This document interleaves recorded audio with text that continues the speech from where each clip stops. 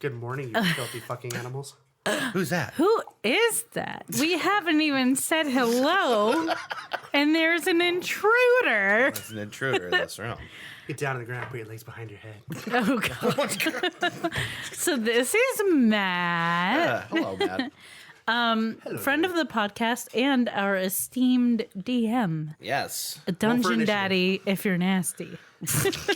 Which all of you are. If you're nasty. Which one of these podcasts we'll have to talk how I got the fucking name Dungeon Daddy, and it's now on my socks. I'm going to have to push this Oh yeah, I choke did up get on that you. microphone. I did get you daddy socks. Daddy. And I have actually been wearing them religiously. Yeah. So where Claire has to yell at me because I've been blowing through all my fun socks. Like right now I'm wearing my penguin ones. Oh, 'Cause those are cute penguin socks. I One of those love penguins socks. has a monocle. Yep. One of them? Yeah. They got monocles and Oh. Yeah, top hats. Did you see the top hat one? He's the one that's in charge. So I obviously so The I penguin that love- wears the hat. love comedical socks. Yeah. Like plain socks I hate. Gotcha. And because I'm an animal and I refuse to buy new shoes, all my shoes are worn down. So now my socks have been taking the brunt of all my walking. Yeah. Oh yeah. So I have been blowing through fun socks recently and it's breaking my heart. All my socks have holes in the bottom of the pad of the foot. Have All of you have you seen socks from the company Blue Q? I've heard of them. They're really good. He's gotten me a pair of socks from there. I think my mom's gotten me some socks from there, but they're the oven mitt that I got for him, that's from Blue Q. But all their stuff is kind of like that. It's really silly for the audience since we haven't been on since the holidays. Right. For Christmas, one of the things I got for Dave was an oven mitt that has a guy with multiple hands holding different like grilling implements in front of a grill, and He's it got says, six arms. I think it was fucking cool. and it says, "I'll feed all you fuckers." You and then the almost got back. gnome socks. Oh, yeah? Until you told me I no longer had you. And I was like, this is after. So like now Amazon won't shut the fuck up about gnome stuff. Right. Your search Welcome results to are my ruined. life. Also, True. rest assured, I already have like 2 pairs of gnome socks, so I'm not starving I for gnome found one socks. pair. Like they were like not meant to be worn in shoes. Because what they did is they're like more like comfy indoor socks. Oh, like So, little like- slippy socks. Like slippy socks. And the ends of them was a gnome hat. That's So awesome. the whole sock was just a gnome. That's super cute. So like where your toes would be pretty much like where the base of your foot was where it started forming the whole gnome. Yeah. And the end of your foot was the gnome's hat with a little cotton ball on top. That's Well, really cute. Now I know what I'm obligated to buy. Well, it was either that or I found like all these gnomes that were like cuddling on this like Great Dane of a dog, and I was like, it's a fucking 2-for-1 special. Because it looked like Bo, Yeah. and it was gnomes crawling all over this dog that just looked so done with life. And then I ruined everything you- because I realized I left people off of the gift exchange and I That's all had right. to add them in and move things around. But it worked out well. It worked out And really well. I think the person that you did get, which was Drew, was still a good match because I could give you some suggestions and you had enough in common to. Gift Oh, yeah. exchanges are If you fun. listen to this, Drew, I blew up this poor woman's phone like, how about this? How about this? And I was like, oh, that's good. That sounds great. She'll like it. I think, what did you end up getting her? It was, Well, I fought with one thing I wanted to buy, but luckily my wife to be is really good at telling me to calm the fuck down. Is I found this really cool like Harry Potter collection set thingy. It was like this box that had a wand that was a pen, and my it was God. all synced in because Christy told me Drew loves Harry Potter, so I was like, oh, it's great. It Yeah. had a pen and all this other cool stuff that I thought was like someone who is an English teacher would love. Yeah, right. And it was like $30. Yeah. It was like 30, 40 bucks. And I was like, it's only like 30, 40 bucks. And she's like, what's the max? I was like, 25. Yeah. Well, you know what, though? Here's my it's thing. a flexible max. If it's me, if I'm like, you know what? Fuck it. They don't know what I paid for it. And they don't have Right. to. And that's the Right. stance I was taking. Yeah. Until Claire reminded me we also had a million other people to buy Christmas for. Yeah. Right. So it's she's like- it's like if you can and you're comfortable going over and you found like the perfect thing, that's fine. But if you can't, My that's okay problem too. is I always find the perfect thing. And the next thing It's you know, always more my credit expensive. cards get destroyed. Which Yeah. That's what I do every year because I'm a Well, compulsive that's consumer. why it's helpful to have a Claire. We talked about this earlier, but I'm like Christmas broke at this point. It's like Hashtag me too. Basically, had plenty of money for Christmas and had like set aside all of the important shit, and now it's like boom, boom, boom, bill. Yeah. So, but that all changes. That changes on Friday. Yeah. Sweet payday. Somebody gets paid. Next week. Claire and I are excited for this Friday because two reasons. A, it's the day before we get our puppy. Yeah, And that's gonna be great. so since she works at Apple, I found out Apple is very generous with holiday pay. Oh, really? So she got holiday pay on Christmas Eve. So like the whole week of Christmas, except for the weekends, was all holiday pay. That's crazy. Wow. And the weekdays of New Year's were also. So of really course nice. she worked every fucking hour they were going to give her. Num num num Yeah. num num num num. So of course after Uncle Sam gives the good old fashioned dick into the paycheck, we're expecting Like he does. a Ugh. double what I make in one paycheck on hers. I don't like the idea of Uncle Sam tenderly destroying my That paycheck. doesn't seem tender. Look, we all know it's, we all know it's We not all know tender. it's not tender. It's violent, it's rough, and Yep. you only It's get a couple. It's cruff. It's because it's crusty at the end of it. It's rough. Ew. and- Ew. That would be the. Do not like. That's the blo- metaphor fell apart. That would be No, the metaphor got stronger, and you didn't like where it was going. It's just the blood and spit Uncle Sam Crusty? leaves you with. Yeah. I mean, No. have you seen dry blood? Because Uncle Sam just gives you blood and spit. Oh, no. See? This is what I was I trying to take it avoid, back. David. I'm out too. We're both out. Pull the cord, like how my mom should have done to me. No. Oh! Oh wait. Okay, Wrong okay. podcast. Stop. This is a nice podcast. yes. Be Not nice. really. Not really. You're all very beautiful. Oh, that was This is where nice. we should start whispering because Davey hates whispering ASMR. I kind of don't care for whispering, but not in the way that. Okay, so the ASMR stuff just makes me uncomfortable because it's not just that it's whispering; it's all the smacky noises. Yeah. Yeah, it's that stuff. Oh God, someone just turned this off. Which I'm in the same boat. Like the sound of smacking and chewing Ugh. just viscerally ruins my soul. Misophonia.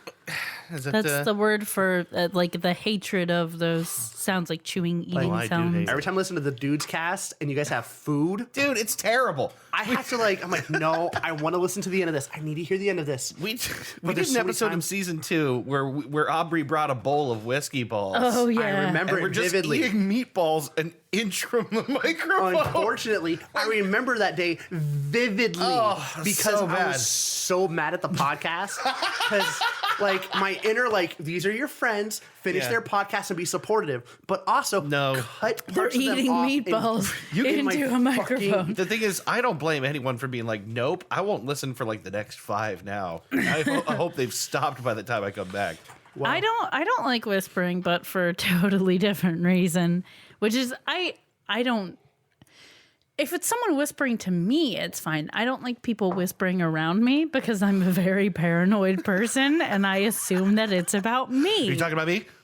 What are you And it whispering makes about? me Is it very me? anxious, but you can't respond that way and be like, No, you can't they're do that. talking about me because then you're a crazy person, Hashtag anxiety. which I am. So I dislike whispering for that reason. I mean, But if it's like ASMR, obviously I don't think that person's whispering about me. I mean, So it's my okay. personal life achievement as of now was when I put on when we were playing D&D and I put on that whispering, Yeah. like the will-o-wisp whispering. Yeah, You guys all freaked Everyone out. noped out. Well, first of all, it was a dude whispering, which Oh, made it yeah. uncomfortable. And it was loud enough that it felt like he was right over my shoulder. You know how kids whisper? And the way they whisper is they just talk at normal volume with their hands around your ear like this. It's I work with people who do that. so it's just that you feel it in your ear, like the air and the Oh, vibration. I have a real problem with someone like trying to talk directly into my ear because it always ends up hurting my ear. Like piercing pain in my ear because they talk too loud Maybe when it's they because do you're it. pregnant. Yeah, you might be pregnant, probably. There's not even a comment for that. There is no possible reality in which I mean, I usually That's save my happening. irrational pregnancies for Aubrey, but I guess you're just it's gonna have true. to You transferred it to me. Aren't I lucky? be- which that is always. I don't care forever. That's gonna be my joke with Aubrey. This is the important stuff to get out of the way after we've been gone for like 3 or 4 weeks. Yeah. This is the important stuff. What is there to cover? There were lots of holidays. I hope. I have a very important message. All right. I didn't discuss this with you ahead of time, but this is a very important thing I have to say on the podcast. It's a really no. big deal. I Okay. think Dave is pregnant. Listen, the meatball sub at Geniano's is really good. Oh my God. I'm not. Listen, don't. I'm being very serious. This is the most important thing I've ever I was told our going listeners. to talk to our listeners and make sure they had a good holiday. Fuck that. It's about the sub. Hey, you hear that, listeners? Fuck you. It's so good. If you get it with extra sauce, they give you like 3 meatballs and tons of sauce, and they melt the cheese on top of it where it's like browned and bubbly, and it's just this absolute unit of a sandwich. Dear listeners, by now it's evident to all of us that Dave is cheating on me with the meatball sub. So, I can't say what I will do in this situation. It's completely unprecedented. Yeah, Now, Well- unpopular opinion, I actually do not like meatball subs. you monster. Well, here's my Because reasoning. they're hard to eat. Not quite. I mean, yes, I'm very picky about my food being messy, but I get over it anyways because I'm a fucking animal. But the reason I don't like it, and here's why, is because I fucking love meat. Yes. And the 3 meatballs just disappoints me every time. Here's the thing. These are 3 good-sized meatballs. They take up like a whole sandwich this big. Oh, yeah, you I can get get it. extra meatballs. I get it, though. You can but get up to 5 Here's meatballs. a problem, though. Here's my problem. The meat to everything else ratio just, my stupid animal brain Yeah, is like, why is there not more meat? exactly. Like, I need meat distributed, and then when I start eating the meatball, the meatballs are coming out, and it's not split up I properly. will say it's a kind of a mess trying to keep them meatballs in that bad boy. The bottom of it doesn't fall apart though, which is really Good. important for a meatball sandwich. This thing, you can really manhandle that sandwich and it stays together. If people could see the gestures, I know. Dave Yeah, is making- there's So lots of much ringing and I don't know if I should be twisting and aroused or grip, worried. kind of. Anyway, I highly recommend you get that again sandwich. cheating on me with the meatball. It's like it's like I woke up and I'm like, I got a short life to live. I'm gonna enjoy every sandwich. I think that's what got you and I both in a lot of trouble with our Yeah. blood pressure because of that philosophy. Anyway, it's really good. I'm gonna have to try that sometime. It's been a minute since I had like It's bringing. Yeah. it's been This is the wrong it's podcast. been a while. It's been a while since I had a meatball sub that I was like really glad I ate afterwards and not slightly disappointed. It was. I love the idea of meatball subs, but very rarely do I love the execution. I'm gonna get Yes. you one. I'm gonna get you one. Okay. I'm like Friday. Calm down. You're gonna come home to a meatball sandwich. Well, That's gonna don't be you staring tease you in me, the David face. Dragowski. Is this like a euphemism for something? It might be. Do I have to cover Bo's It ears? isn't. It isn't yet. You've heard worse. You've said worse on this podcast already. Telling you, you going to Meatball Town. Pack your bags. Phrasing. All right. Anyway, what did you Anyway, want to say? it seems so trivial now. I was just gonna catch up with our listeners. We had a good holiday. Now that this our- meatball thing is happening, yeah. it doesn't. Nothing It's like matters. nothing even matters anymore. The true meaning of the holiday season has been replaced with this meatball sub. Been enough. red sloppy balls, but That's the true. We meaning. had an actual like somewhat chill, relaxing holiday, Yeah. and that very rarely happens. It's a weird noise. Was that? that was that you? Brandis. Oh, Oh, Bo. He's just being a dick. It sounded. It did not sound You know what like it sounded him. like is like a spring. Yeah. Or Something my about will the to live finally acoustics. giving. The acoustics of this room made Yeah. Bo sound mechanical. But yeah, basically just we had a good holiday. Yeah, it was We nice. we got lots of things that we are yet to use, so Yeah. I would very soon like to use the pasta roller that you got me for the KitchenAid Yes. and the meat grinder and sausage maker. You're gonna tell me twice to make sausage. I'm all about this. What he's meaning is a euphemism for penis, but also food. I know that I'm like saying a lot of very sensual stuff about food right now. Matt just brings it out in you, I think. Have that effect on people. But yeah, no, I want to do that too. That's a really exciting thing. We can make our own sausage and our own pasta. Yeah. We can therefore make our own like we can make like The first thought I had was, ravioli. yeah, that would be nice. But my first thought I had was like the ultimate homemade meal of homemade pasta with spicy Italian sausage. Like that would be great. And completely from scratch is like an achievement. Okay, stop it. Oh God, I'm gonna have to work so hard to rein you guys in today. Yep. Oh, okay. I don't really have that much else. The last few weeks were a blur. Yeah, it was a lot of stuff. I kept postponing on Matt because I was sick and then the holidays and Yeah, all that right. stuff. We So I'm meant to glad do we this, finally like- got you on. Yeah, we meant to do this weeks ago. Like, It's nice to over a finally month get to ago. it. Life is crazy. Yeah. I had it was a guilty enjoyment when you canceled it because I was like, fuck. But I was also like, I can stay home and not do anything. Yeah, I know that feeling. Yeah, it's nice to have those days where you actually don't have something to do. They're not that 'Cause- often. Which, luckily for me, Friday is my last chiropractic appointment. Oh. So I'm Oh. super excited for that. Nice. Because twice a week for the last, since October something. Yeah. That was when you were in a car accident. So, Just for people who don't know you. yeah. Yeah, right. For those that don't know, October 9th, I got in a car accident because this old lady doesn't know how to drive and Right. rammed into my car going 65 miles per hour on the freeway. Because another dumb lady decided to stop in the middle of the highway because she wanted to merge to the right, but she couldn't merge over. So she just stopped. No turn signal, no hazards. So by the time I figured out, I was like, oh shit, she's not moving. I'm slowing down as much as I can, and I'm like, But the person behind you is now reacting to you. Who is probably on their phone because it's the year we live in. and so I rationalized, I gotta go around her. I was gonna go over the medium a little bit, but it was enough and manageable in at the time, my Ford Fusion, Yeah. to swing around her, get past, a little pissed, but done. Yeah.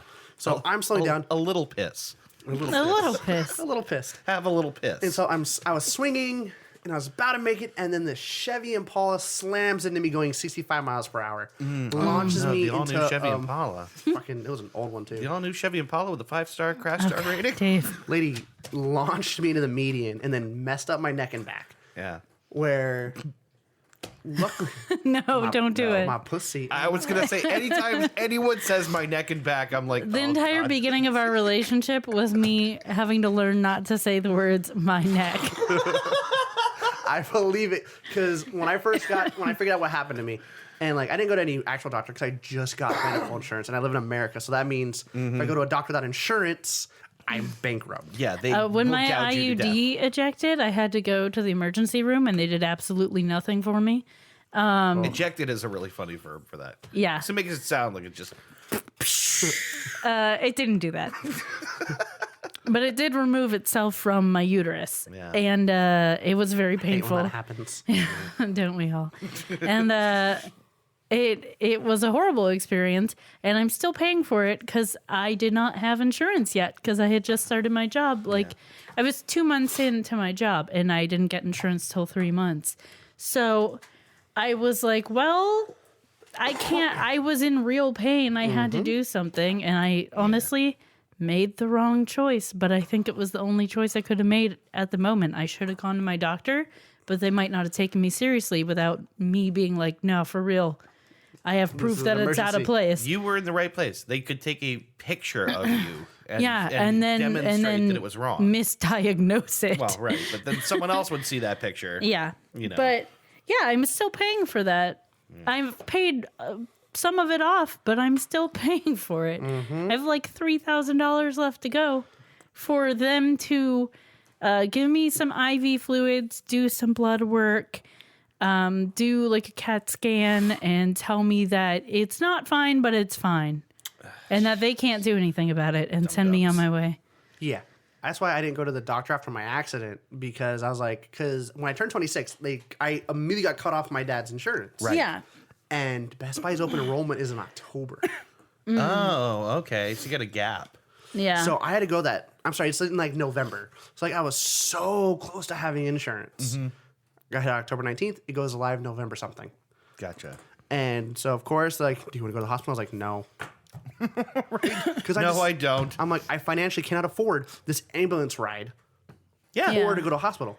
So luckily, these people that try and scalp your car accidents, like, we'll help you. Right. I totally just use them to my advantage. I got like 8 letters from those people when I got in the accident. Every one of them wanted a piece of my, like, just So- like we'll fight the fight you don't even know you want to fight yet.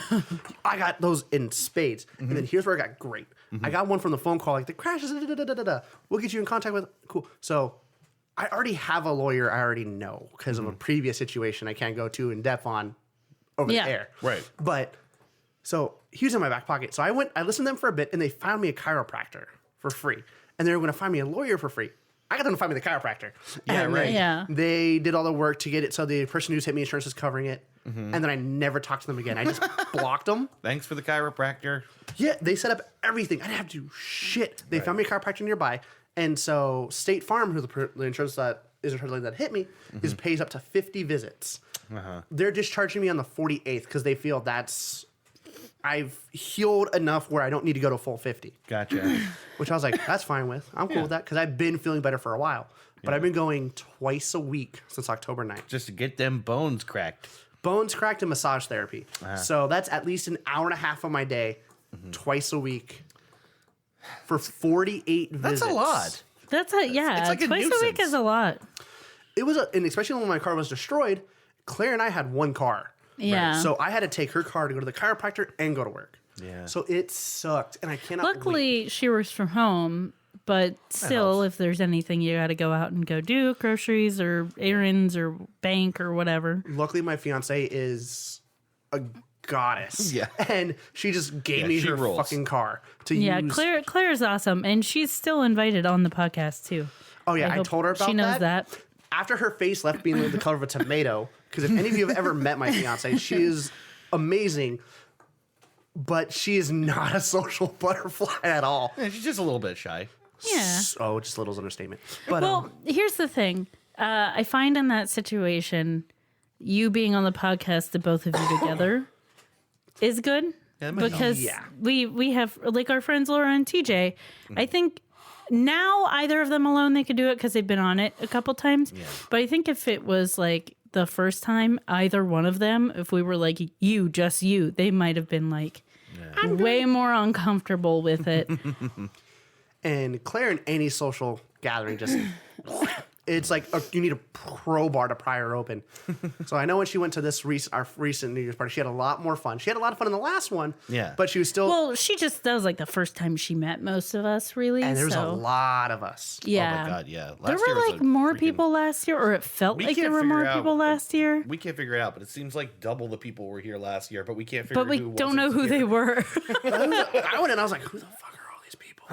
And I saw Right. it, I was like, oh my God, Claire's gonna die. I mean, some of them were my family, which still came, but I think it was really what it was this year, but I think it was more spaced out. Yeah. We had And we more started room. a little earlier this year because I had to work the next day. And Claire had a blast. Like she I'm still glad. stayed on the couch in her nice happy place in the back, because it was comfy. And she loves comfy. Yeah. And she found a blanket, which was even twice the win. And with that light up there, with the dim light, I think it's kind of a nice place to just kind of chill. I think I like the Cozy. lighting is a big part of it. She loved every second of it. She didn't want to leave, but she also loved seeing her family. So she was in that like weird, like, Yeah. I don't want to Yeah, that's go. right. She had to cut out to go hang out with fam. Because luckily I know her family will never listen to this podcast. They're super judgy. Really? No. Like, I'm very particular with the people, with the kind of company I keep. yeah. Yeah. And I like her family. They're really fun, but they have a tendency to just go right to the judging. Yeah. They're like hyper liberal, Okay. which Okay. all of us are pretty liberal. Yeah. Yeah. But they're like the aggressive What liberal. are they like? Oh my god! I can't believe you brought an unrecyclable plastic bottle into my house. Close. You bitch. Close. So like It's like such a change from what a lot of people's families are. Right. It's actually kind of funny because most It's people will be refreshing. like, "Gosh, I love my family, but they're just so conservative." You know, it's like you almost never hear like that. their one. thing is like I love them all. They're all really nice. They're all really sweet. Like personality wise, they're fantastic people. Yeah. But sometimes like I grew up in a very non-family cohesive experience. Yeah. So for me, it is incredibly hard. It's hard. So my mom's side of the family is pretty close, but my dad's side is not as good at like keeping up with each other. So when you're used to that kind of environment and then like your partner's family is like super close and super in contact all the time, it's a really big adjustment. It's a big adjustment. And it's like, it's nice because like I don't have that with my dad's side of the family. So seeing someone have that is really cool. But it is a change. Yeah, and like Claire cares so much what her family thinks because like every Saturday or every other Saturday she goes to her sister's, and they all go. They all get pizza. They hang out. It's really like once a week. Cool. They aim for once a week. Like they try and do it a lot. It's really cool and really That's endearing. nice. It is really nice. Yeah. For me though, when my mom's idea of raising me was I ain't your mammy, figure it out. Yeah, right. Going into It's not so good when your mammy says I ain't your mammy. well, she actually used to say I ain't your meemaw, which I've learned is a very racist saying. Is it? oh, So a meemaw in olden times. Okay, I am about to Was- get educated. So for those that don't know me, I know too many stupid random facts. So your meemaw was your African American slave woman that raised the kids. I thought that was and- mammy. It's kind of synonymous. Okay. But meemaw is what they called them. Because it's me mom. It's like it's my mom. Meemaw. Mima. So the meemaw was like the African American slave woman that would raise the kids while ma and dad were busy fucking out more kids and doing whatever else they're doing. And I don't know, building cabins or whatever you do. And so for a quick context, Skinning my mom deer. did grow up for a small time in a foster home with an all black family.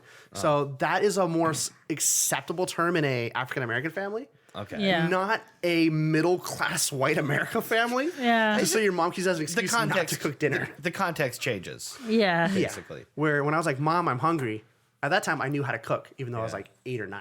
Shit. Now that you say all that, it totally recontextualizes how that would what that means coming out of her mouth. Yeah. Yeah, where she go, I ain't your meemaw. In other words, I'm not your slave woman to make dinner for you.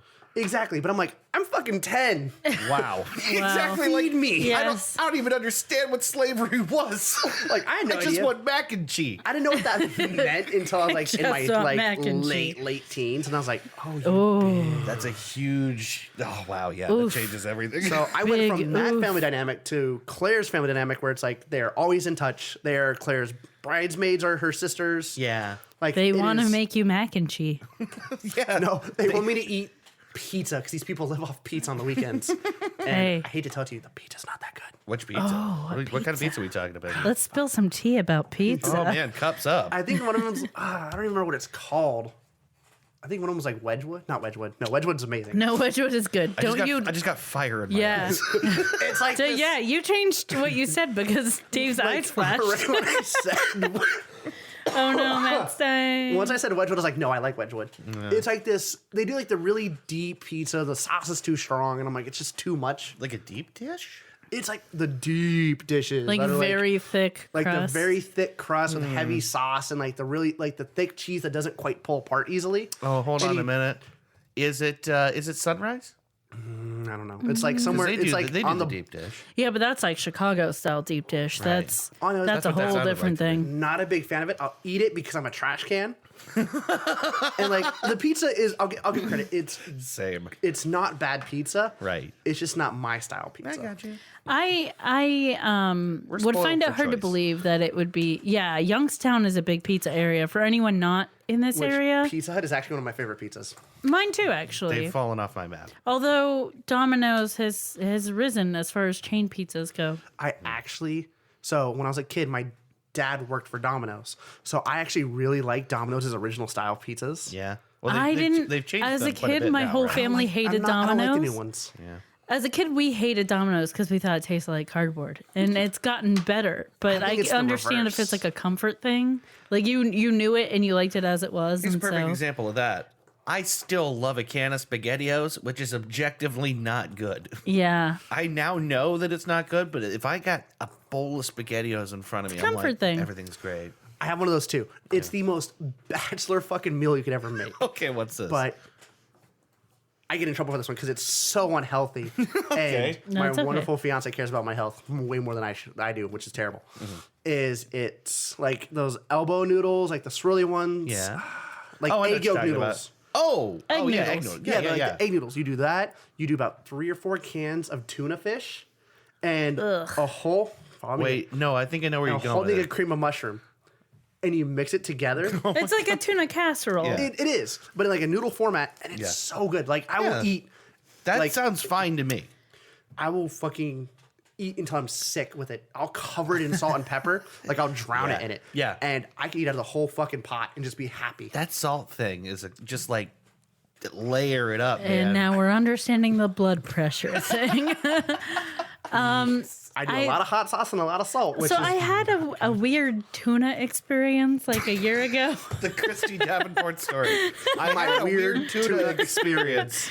Christy Davenport I story. like tuna fish, but A tuna fish. I tried to make this recipe and it had tuna in it, and I think it was too much tuna. Too much tuna. And whenever I tried to eat it, it would just make me instantly nauseous. Like the smell of it and the taste of it, it was just too much. And so ever since then, I'm Too like, much tuna? the thought of tuna, too much tuna. There was too much tuna fish. Too much tuna fish. You mean to tell me there was too much tuna? It was a comeuppance of tuna. It's a lot of tuna. It's a lot of big glob of tuna fish. I know. And Claire, Aren't you embarrassed? Well, you look like such a fucking idiot. That's Hashtag way me. too much tuna. Oh my god, you must feel like such a fool. so not only is that dish unhealthy, Yes. Claire hates fish. Okay. So when I bring that stuff, I don't make Oh it my often. god, it must fill the house with the miasma that Oh you yeah, cannot the even. tuna looks smell. Could kill. When I make that dish, I'm Yeah. a dead man 10 times over I understand because it's unhealthy and it's fish. and it So permeates. It fills every. not only did I space. bring fish into her house, Yeah. I'm The also worst being unhealthy. kind. Yeah. And you're being unhealthy. Oh yeah. No So- part of this is good for her. My Oh, my daggers. my ex had this friend, Andrew. I think they're still friends, but he made this thing called man meal. Dave, I just recently explained to you what man meal is. I don't like the Now, concept of man it meal. grossed me out. It did not seem that good. But man meal is like 3 ingredients. It's basically like macaroni noodles, canned tomato, like crushed and canned then tomato. ground beef, and you cook it all together. No. Oh, okay. Slightly different, almost. Spam. And you cook it all together. Not just slightly different. That's the other side of the universe. Spam. spam. I'm Which sorry, I'm not a spam fan. I love spam, and this is horrible to do to spam. I'm a hit or miss on spam. So like, Are we just hungry? Like, what the hell is going on? I here? don't know. We got to rein it back I think in. we are all hungry because like Dave and I have been like I know. talking about food all day. See, I think this is my mistake. I started with a meatball sub, and then we just didn't get away. Made lateral moves to other food topics. I Okay. apologize. Let's wrap this up. And I think the best way to wrap up this little intro section is to play a game. I think that'd be great, but I Matt, can't do think you- of any. Do you have an idea of a game you like to play? I mean, really anything. I was thinking, I've heard a couple really good games that are great for podcasts. Okay. Yeah? One of them is finger or toe. Oh, okay. Well, how do you play that? Well, if you've ever watched Scrubs, No, I know what that is. it's actually a fucking terrible game. And if I ever played, I'm gonna punch someone in the face. Yeah. I don't It's want where you anyone blindfold them, and Yeah. they have to smell your finger or smell your toe and figure out which one's which. You know, like this sounds like it would be great for a podcast. But I have a Just consolation sniffing game. things. Yeah. It's Yeah. What's the second so option? I've heard from one podcast. It was one very good one. It was kind of. It's like this weird duo couple that always do it. Yeah. They Nobody's ever do heard it of on the podcast. Oh yeah, they It's fucking. them It's just like fucking? straight up just. It's an awful sound. I've heard it's like trues and foods or foods and troughs. Boots and dudes No, that's the other podcast. Boots and pants. in pants. You might have heard of it. I don't know. I can't think of it. It's like trues and something. I think I've heard of this. I think it's called Trues and Fnews. Oh, yeah. That sounds correct. All right. How about we play some Trues and Fnews? All right. You need to tell me why you wouldn't happen to me and do It's time for truths and happen to me. flues. Time to play Trues and Fnews. Time to play Trues and Fnews. Everyone's playing a famous game, the game that's taken the internet by storm. It's time for truths and flues.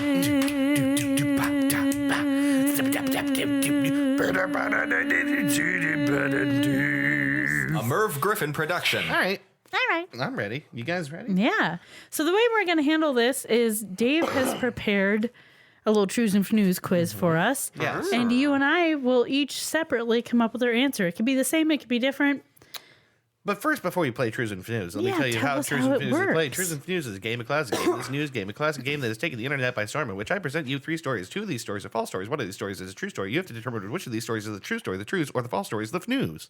Oh my God, that was perfect. Oh, sick! Perfect. Even with me and Nat trying to fuck you up by giving you the speed up The finger. hurry up gesture. Yeah. Oh, man. We gave Dave The hurry a up gesture vigorous or- air fingering, and he still did Yeah, it. yeah.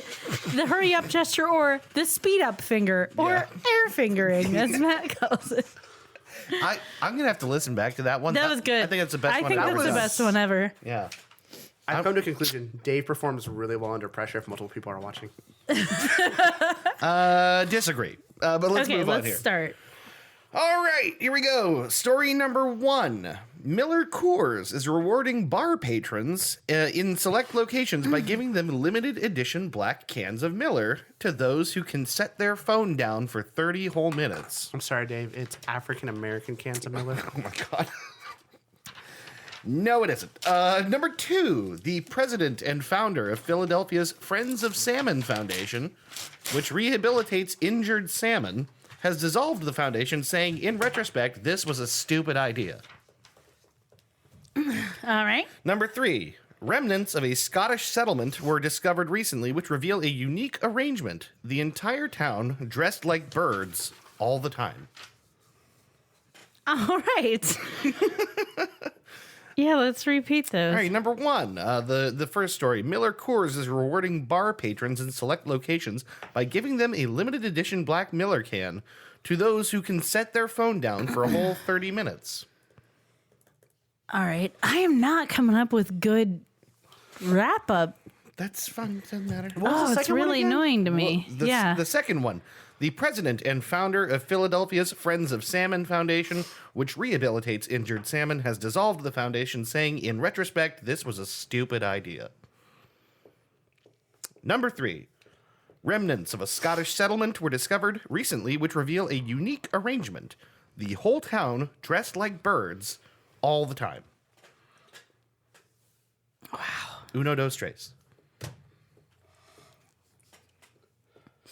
So I have. Here's my little breakdown. I got Okay.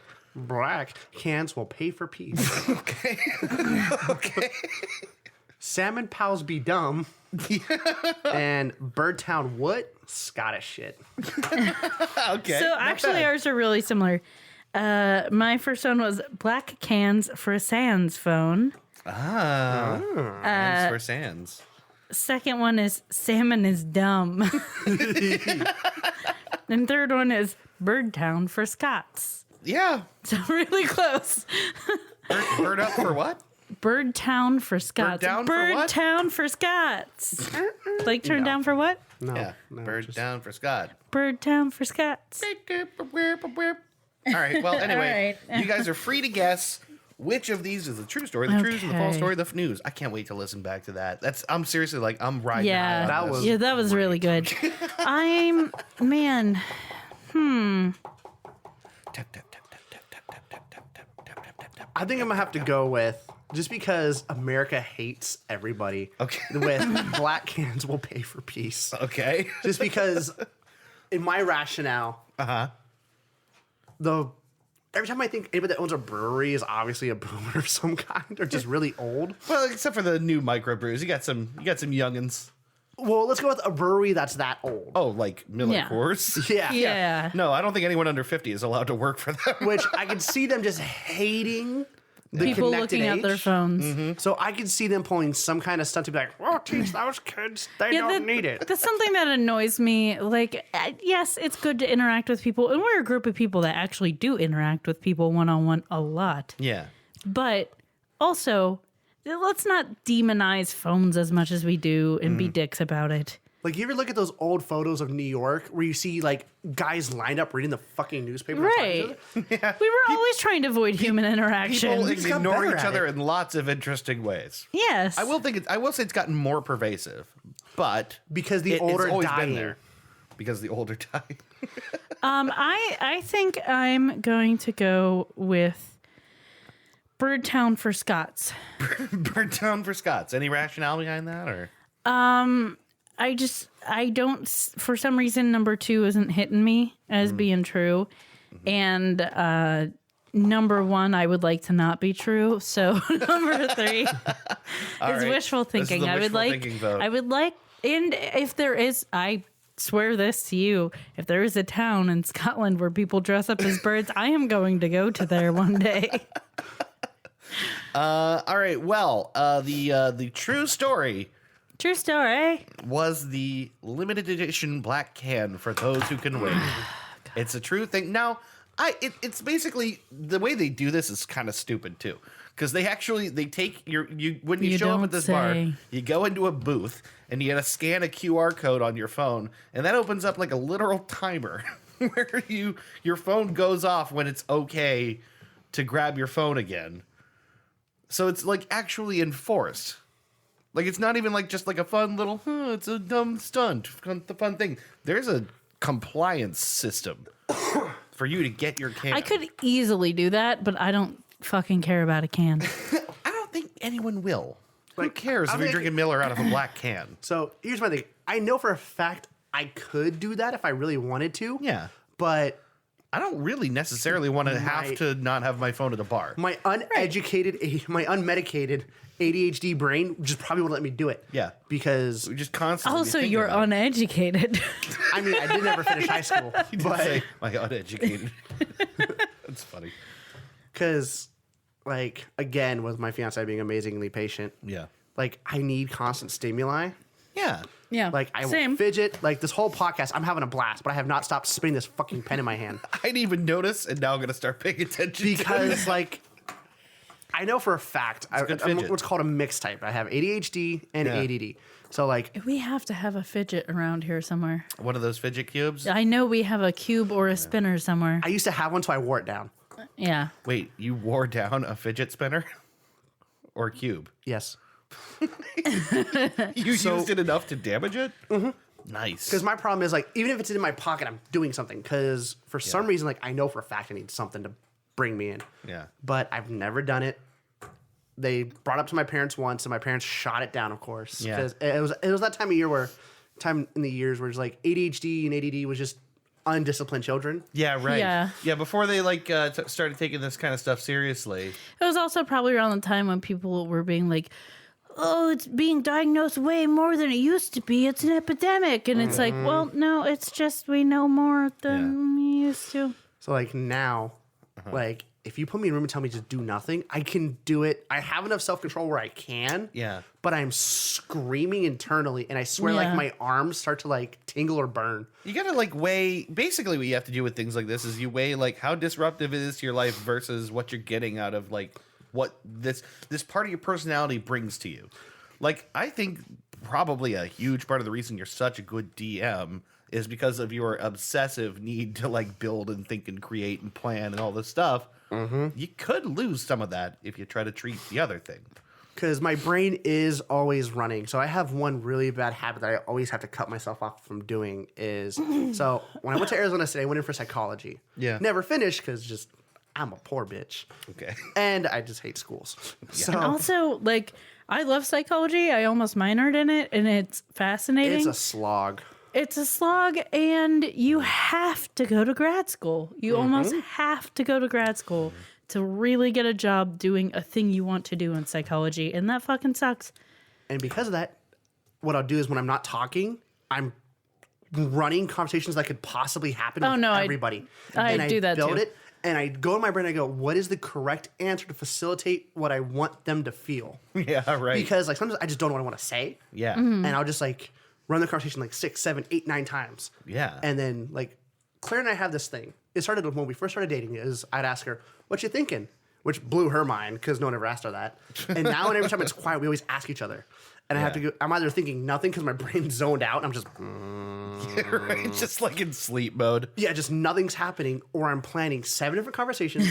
Like, Yeah. or It's like either the answer is nothing or the answer is way too complicated to actually so I'll get. say, and I feel bad one time. Sometimes it'll be like, I'm planning for when she says, "What are you thinking?" Like I'm already processing that conversation in my head, and I won't answer it because I thought I already answered it. When really I answered it in my fucking head. Wow. Yeah. So like my brain is constantly running, and then the more stimulation I get, the worse it gets. I know what and you it just kind of winds and winds and winds and that's where the ADD turns into ADHD because the ADD I just can't focus on one thing at once, and I'm constantly fidgeting. Yeah. But the more stimuli I get, my brain speeds up, and it's like You have a beautiful and weird brain. it can be fun.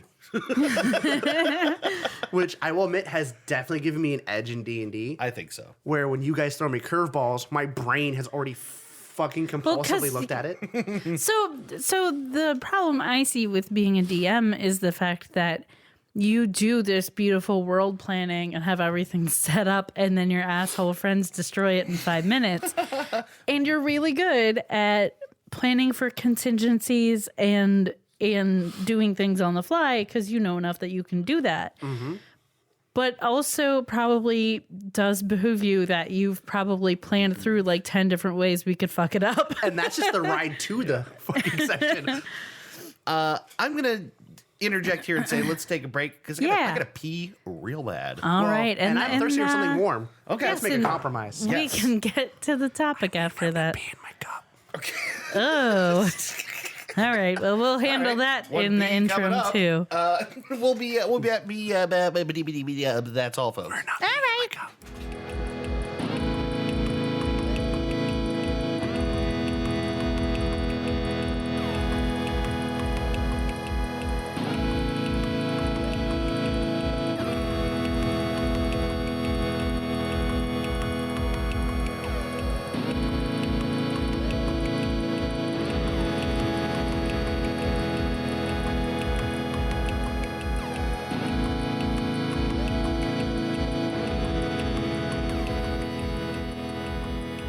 Pretty sure the hammer is still there somewhere. Oh, the jam hammer. What was that? Yeah, the about? jam hammer. Oh yeah, that was This is the hammer for the jam. That's a stupid threat. Does it have... I think, was that a Crunchy Dan peanut butter? episode? I think that was a Dan that episode. sounds like a Dan thing. The hammer is covered in jam. Well, no, it was because we started making a joke that he was like captive, and then I looked over and there was a hammer on the floor, and I well, thought if it was really funny. We need an instrument to. And use then all the later I captive brought it back, and he's like, "Well, what's that all over it?" And I was like, "Jam." words. So weird. It was dumb.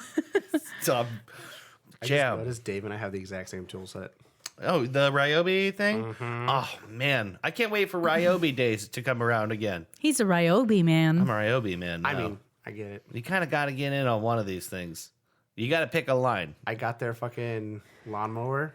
Do you have yeah. the electric lawnmower? So, again, Claire, super eco-friendly. Yeah, right. I watched lots of videos of this. I was just listening to an episode of the Dude Cast where we were talking about this goddamn electric mower. I think Worth that was it. an episode I was on. Might have been. Worth it. Is it good? Does it work? Yes. It cuts well? You see my yard? Yeah. It cuts me. So, my entire yard on a good weather day, if it's been maintained, takes about 2 batteries. Really? And That's not bad. yeah, it's a lot easier than fucking pouring gas in it. Yeah. And then pressing the little like suction button thing on the But side. it's where you quieter prime too. it. Mm-hmm. It's like because I've heard the noise it makes, and it's kind of like a kind of electric chug. It's like but a doll, and it does a good job. the sound it makes is as if it enjoys eating your lawn. And the best part is, on my lazy days, it has like move assist. Oh, that's a little bit of a self-propulsion. Auto. It can be full propulsion. Like there's a little lever on it where I can crank that bitch all the way up, and I'm like a fast stroll. Like I'm like, okay, this is too fast. That's nice. So, oh, it's a. I great want one of those. I know I don't need I one. just had this mental image of someone just like sprint cutting their lawn. I've done it. I've done it. And so one time I was just fucking done mowing. Just I getting was it just done at the full speed. And I'm like sprint cutting, and Claire's fucking dying, just It- watching me. it just haul had to ass look across the yard. hilarious. It did. And Claire's like, "You good?" And I was like, "I want to play video games." Like Yeah. half the time I bust my ass off at home just so I could play video games. Yeah. Like so Tuesday. Oh, I fucked up on Tuesday. It was like Tuesday or Monday, whatever the 7th was. Yeah. What Yesterday. was? Yeah. Today's what's today? 8th, so it was yesterday. So which is Tuesday. yesterday, I just decided I'm gonna be productive. Yeah. And actually, no, Monday I was super productive, so I could be lazy on Tuesday. Oh, right, yeah. So I did the entire house. I cleaned everything. I was like, Have you tried giving up on life and just being lazy every day? Claire won't let me. Oh, okay. Well, She's super productive and a really good adult. Consider it. and I'm not. So the problem in our relationship is that neither of us are. Claire's the Like we both have parts and we both have moments, but yeah. we're not. Neither of us are consistent. We don't default to like hustle mode. I No. bought Claire a planner and she got excited. That's I nice. mean, I like planners too, so I get that. She uses them till they're done. Like I they're give up done. halfway through. you and me both. Like I will buy. I'm like I get excited. I'm like I got a planner. Yeah. I'm gonna be such a good adult. I'm really bad at looking at the Maybe planner a third after of I it's write used. things on the planner. Well, Claire will get a planner and use it till it's done.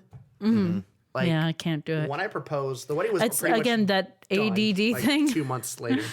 You know, I feel like I want to get succulents because they're like the lowest effort. Oh, I've killed wait, succulents. Hold on. Claire You're talking about loves succulents. planners, Planters. not planters. But That's also, why you were confused by the done Again. statement. yeah, that's why I Super- kept being like, what are you talking about till it's done? But The plants, I mean, they die. Claire They also don't- loves succulents. like, Oh. I bought her a succulent and I named it Suki.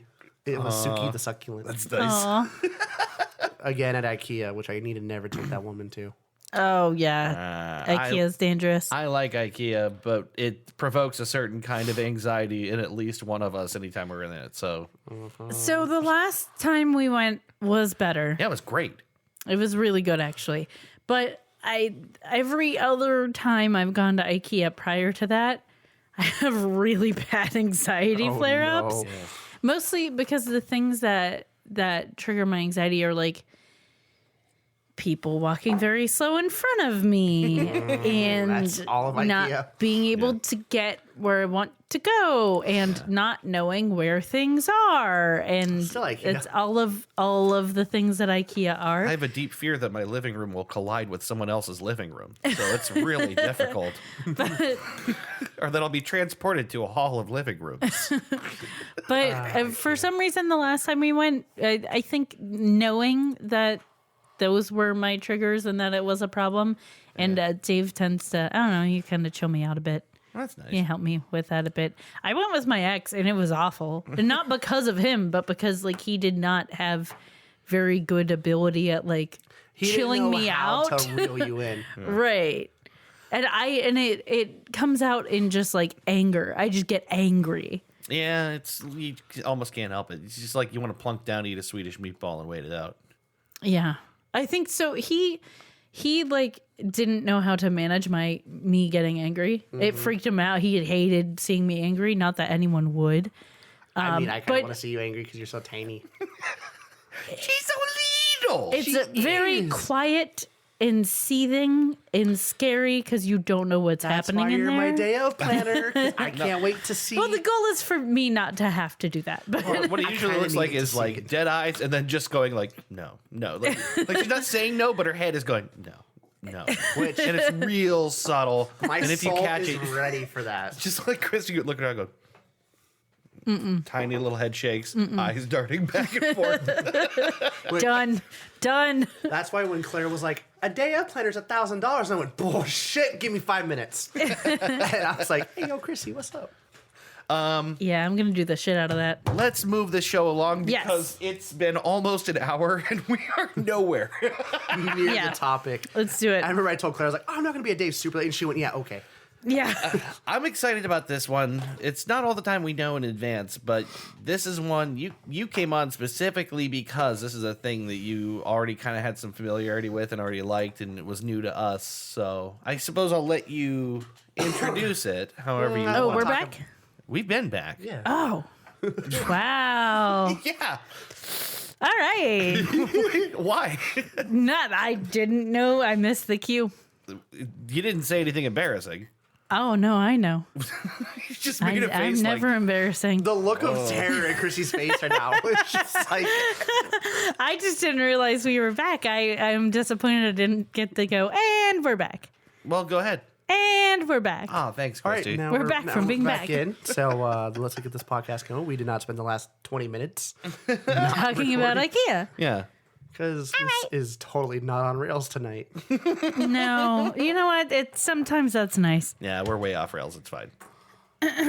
All right. So how would you prefer to introduce this or describe this? So, what we're going to talk about, I got to give a little bit of pretext to every... Fuck. I need a little bit of pretext. So, what we're going to talk about, the SCP Foundation. I'm very excited about this.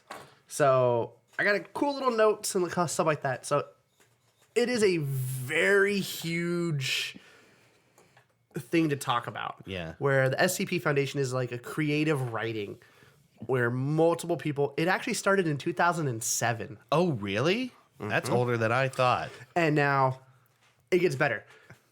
So it's creative writing. Who originally started it is still quite not sure. Oh, really? Because it just started like a wildfire. Okay. Some guy just started it on Reddit, and then Oh, it started in Reddit. That makes sense. Okay. it was Reddit. Then it got its own wiki page. Then between its own wiki page and Reddit is like this collaborative, amazing thing that evolved into so many people that treasured and take care of it. Yeah. It has now created its own momentum. Nice. Okay. So I want to say before you fully get into it, this is the kind of topic that like is the reason for this show It's existing. bottomless. It's well, and it's also it's the kind of thing that I love a mystery and I love it being a mystery, but I also love killing the mystery and figuring out what it actually Which is and what it means. Is what SCP Foundation is. It's mysteries that can be solved but never concluded. Okay. Because you're gonna, and as I talk more into it, it's gonna get to it. And I'm willing to bet by time we're done with it, I think both of you are gonna be like, "Fuck." Yeah. Like I need to read more of this stuff. Just because, like, for I you- already know that I want to, but I've held off because I knew you're doing this episode. So. And then towards the end of it, I plan on recommending a bunch of really good YouTubers that have just turned these into pretty much podcasts. Yeah, right. Like, that's what got me into it. Is the one day I was just like, I hear about it all the time on the internet because it's everywhere on the internet. It's just become part of the internet. It's legendary. I mean, It I didn't really is. realize how old it was, and that kind of accounts for it, but it's legendary on the internet. I hadn't heard of it until you started talking about it. So It feeds every desire. I don't live on Reddit though. I really don't either. That's the weird part. But because how big it's become, Yeah. like, I only use Reddit for the occasional like game guides, and I use it for Not the Onion, that's a good one. and sometimes to go into the groups where they talk about having sociopaths for parents. I I can't explain my passions. We read all kinds of odd stuff online. Yeah. So, yeah, it's permeated everywhere. There's games on Steam about it now. So it's funny. The SCP Foundation. I have heard of it. I had heard of it before. I didn't understand it because I regarded it for being what it appears to be. So I landed on this, and I'm like, oh, this is a strange, like what am I going to join to protect the universe or whatever? What the heck is this? And then I just couldn't understand it, and I dropped it. Well, I think in part it has a layer, it has like a protective quality around itself because it has been around so long and like so much lore built up and rules around it of how you do things. The It's that community is aggressively protective. Yeah. But Yeah. it's been the most non-toxic internet community I've ever seen. Yeah, you don't get a lot of those.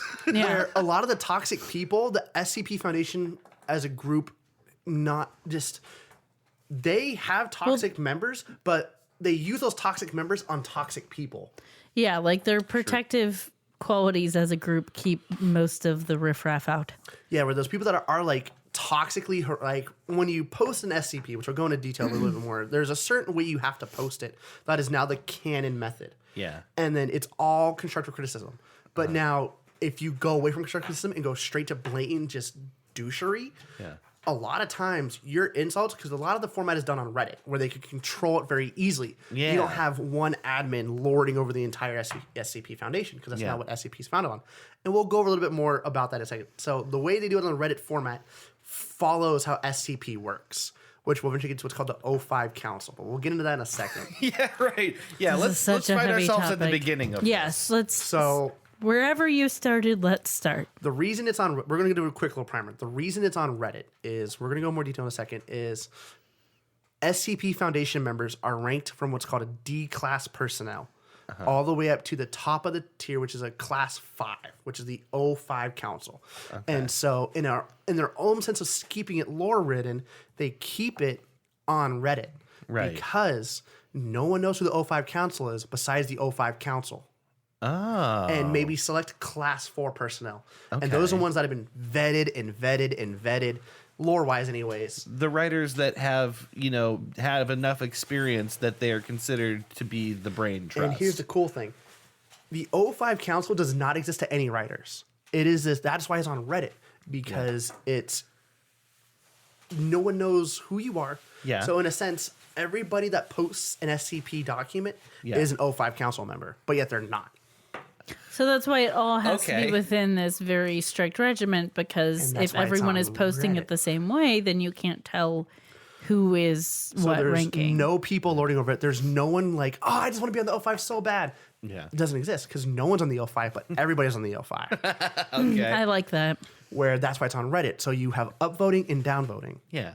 Because if it's not canon or doesn't follow this canon guideline, the community will downvote it into oblivion. Yeah, right. Reddit's a great tool for a lot of things like this, things that require like a community agreement or a consensus, because by its very nature, it's a meritocracy. Like people Yes. vote things up and down, and the good stuff eventually rises to the top, right? Yeah. Yes. I think Reddit does communities like this because of that reason, like a very strict merit system. Yeah. Communities like this where it's part of like a common lore or goal really well. Like And it's in been- comparison, there's groups I'm in on Facebook that trade, obviously not this specific thing, Right. but it's like a group where we all pretend to be boomers. It was like fun for 5 minutes, and then it just Turned to Devolved. shit. devolved and saw so much bullshit that I'm like, God, you might as well just be boomers. Exactly. Where, Well, that it achieved its goal. Honestly, the funniest parts of that group are when I see someone I actually know post something and it's hilarious. It's usually Chris Brady. oh my God, Brady cracks me up. Yeah. But back to SCP. So Yeah. with that, Yeah, we now, have not after gotten to the something's been nature of that. upvoted enough, it is now considered canon, and that SCP number, which we'll talk about in a bit, is SCP ID numbers. Yeah, yeah. Eventually become locked to that one canon story. Yeah. So we should specify that posts on the subreddit are stories. They're writings by people. Kind of. We'll get into that. Okay. So here we're going to start with the basic introduction. So do we know what SCP? You're probably about to do all that. We're about to get into that. Okay, So I'll stop. SCP stands for Secure, Contain, and Yeah, Protect. you know me. The SCP Foundation operates on a clandestine and worldwide foundation that operates beyond jurisdictional boundaries, empowered and entrusted by every major national government with the task of containing anomalous objects, entities, and phenomena. Yeah. These anomalies pose a significant threat to global security by threatening either physical or psychological harm. There's a real X-Files vibe to this. It's a Warehouse 13 vibe. It is a very Warehouse 13, Men in Black kind of vibe set. The SPC Foundation it's a collaborative creative writing platform. It's centered around a fictional foundation. Like this Men in Black, this Warehouse 13, this yeah. organization that works together in some foundation. Now, the SCP Foundation is very known for the betterment, the safety of mankind at all costs. Yeah. And we'll hear a little bit more about that in a second. It's a fictional foundation, a scientific and military organization that seeks to protect humanity and the status quo by locating, containing anomalies, objects, life forms, events, locations, concepts, creations, and phenomena that in one way or another violate the natural law.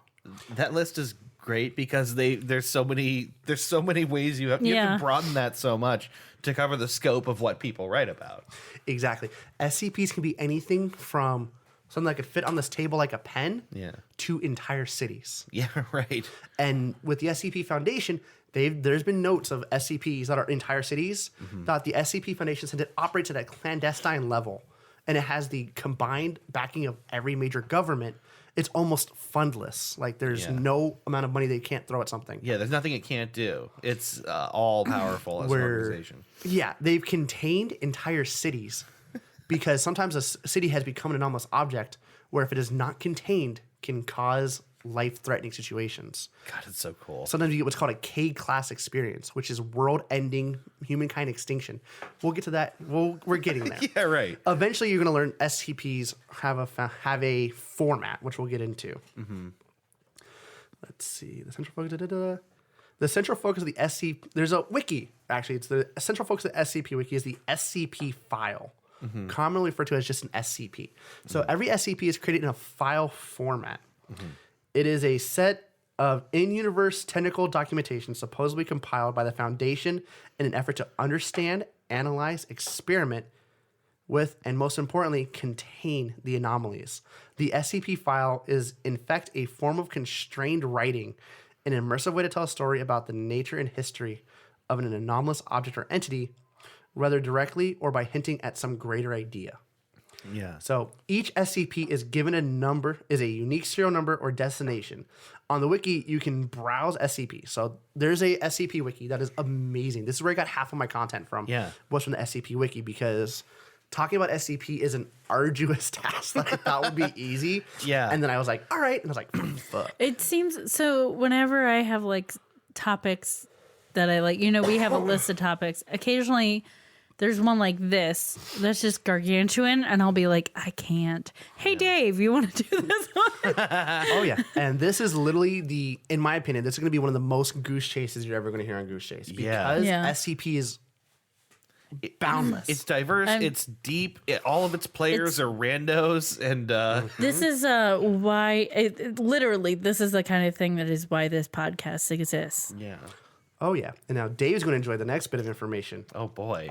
So each SCP is given a unique serial number or designation. Yeah. And on the wiki, you can browse them from SCP designations ranging from 001 to 3,999.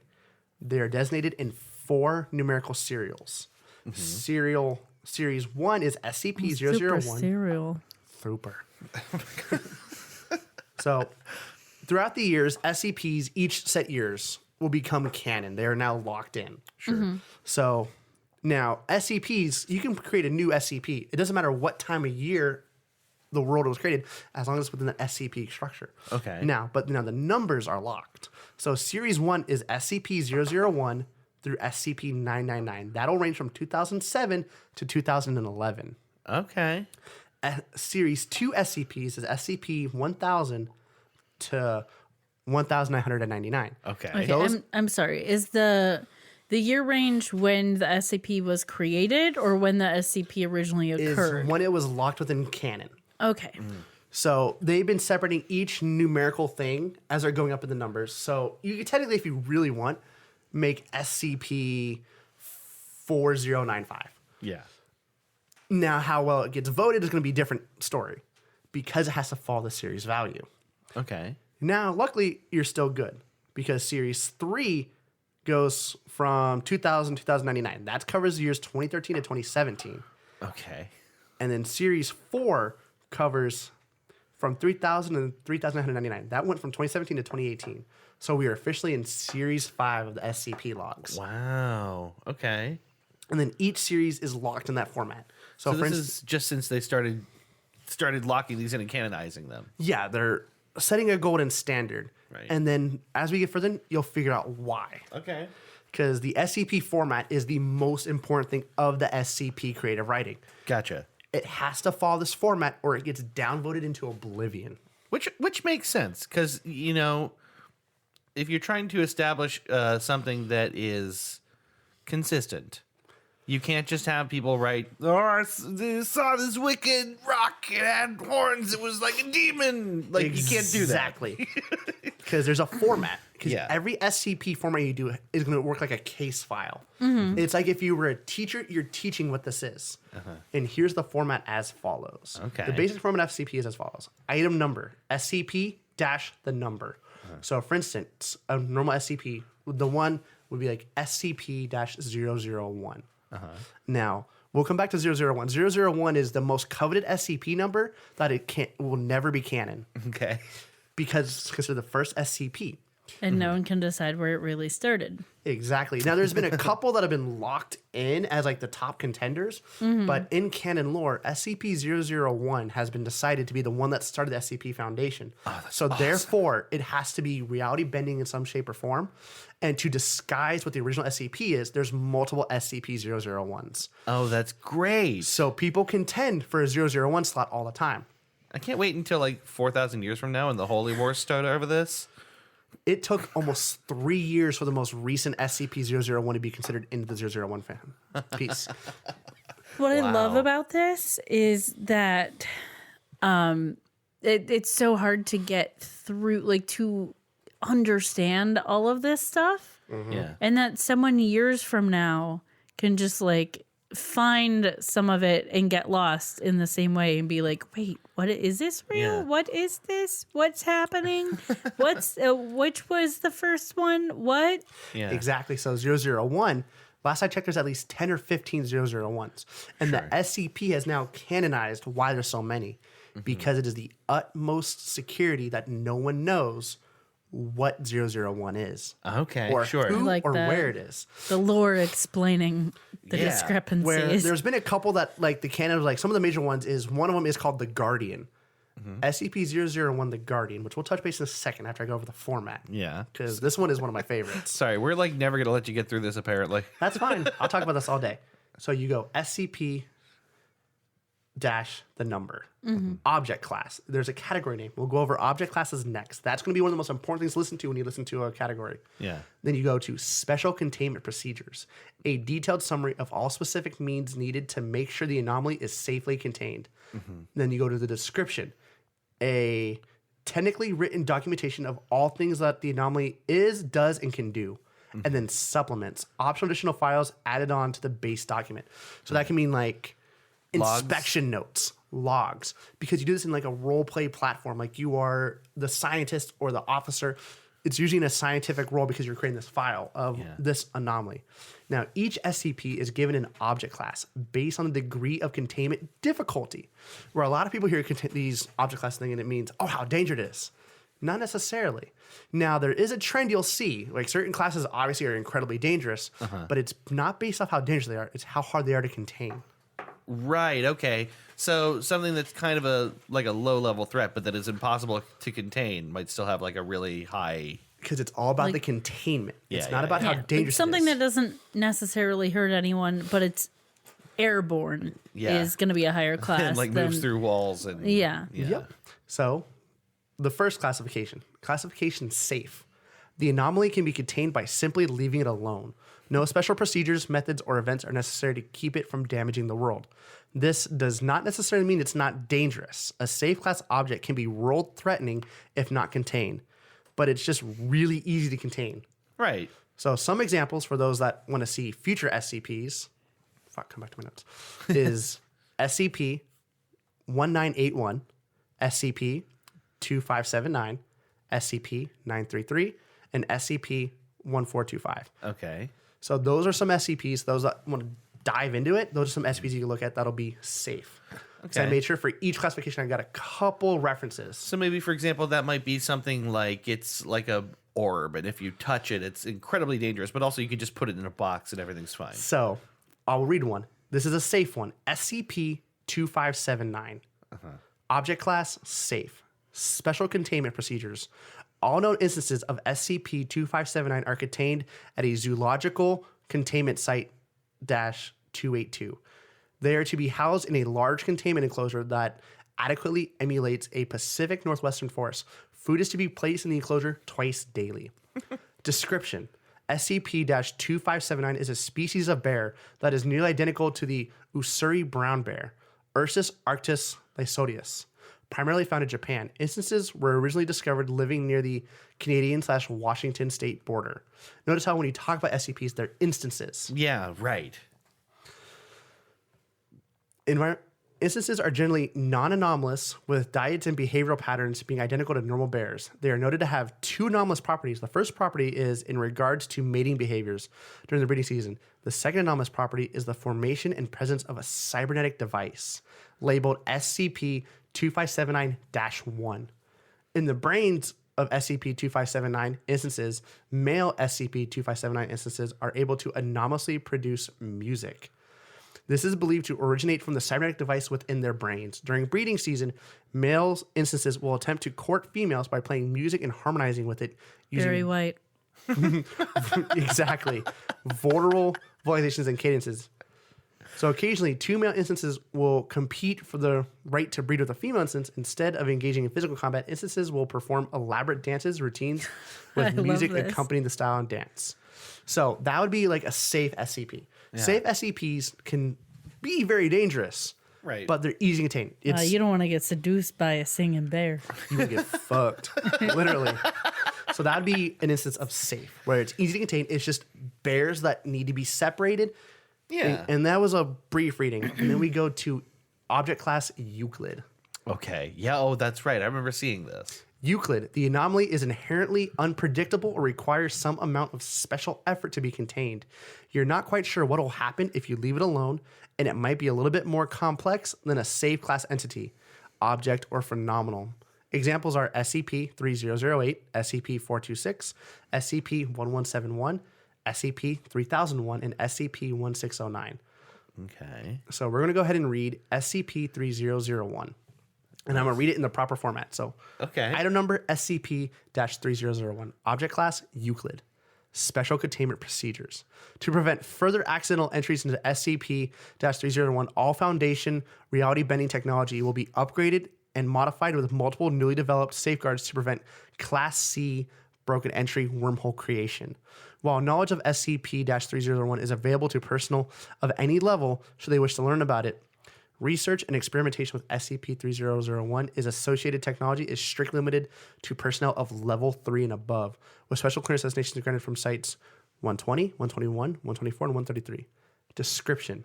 SCP-3001 is a hypothesized paradoxical parallel/pocket non-dimension accessible through the creation of a momentary Class C broken entry wormhole.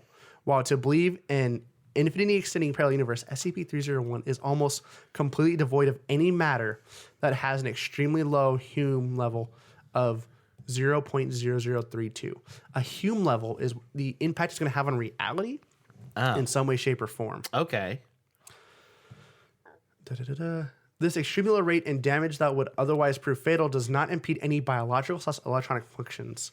Simulations suggest that an organism can lose more than 70% of their body tissue and still operate normally as long as at least 40% of the brain remains. So this does have a chance to damage your brain being in this anomaly. Okay. This is why it needs to be contained. Right. Gotcha. Will cause matter to gradually approach SCP-3001's own Hume level, resulting in severe tissue damage and structural damage as the matter's own Hume field begins to disintegrate. So, so your reality field, essentially. Exactly. So everybody has a Hume level. Yeah. As you get closer to this SCP, it starts to deteriorate, and you as yourself begin to deteriorate. That's crazy. I love this one. SCP-3001 was initially discovered on January 2nd, 2000 at Site 121, a facility, redacted, dedicated to testing. So as you read through SCPs, you begin to see redacted logs of information that has been scrubbed to protect other information or discrepancy. Yeah. So, testing containing reality bending technology. Dr. Redacted and his wife, Dr. Redacted, were headed researchers at Site 120 and were developing an experimental device called the Lang-Scranton Stabilizer. Lang-Scranton? Dr. Redacted was transported to SCP-3001 after unexpected seismic activity damaged several active LSS sites. Reality Lab A initially presumed dead.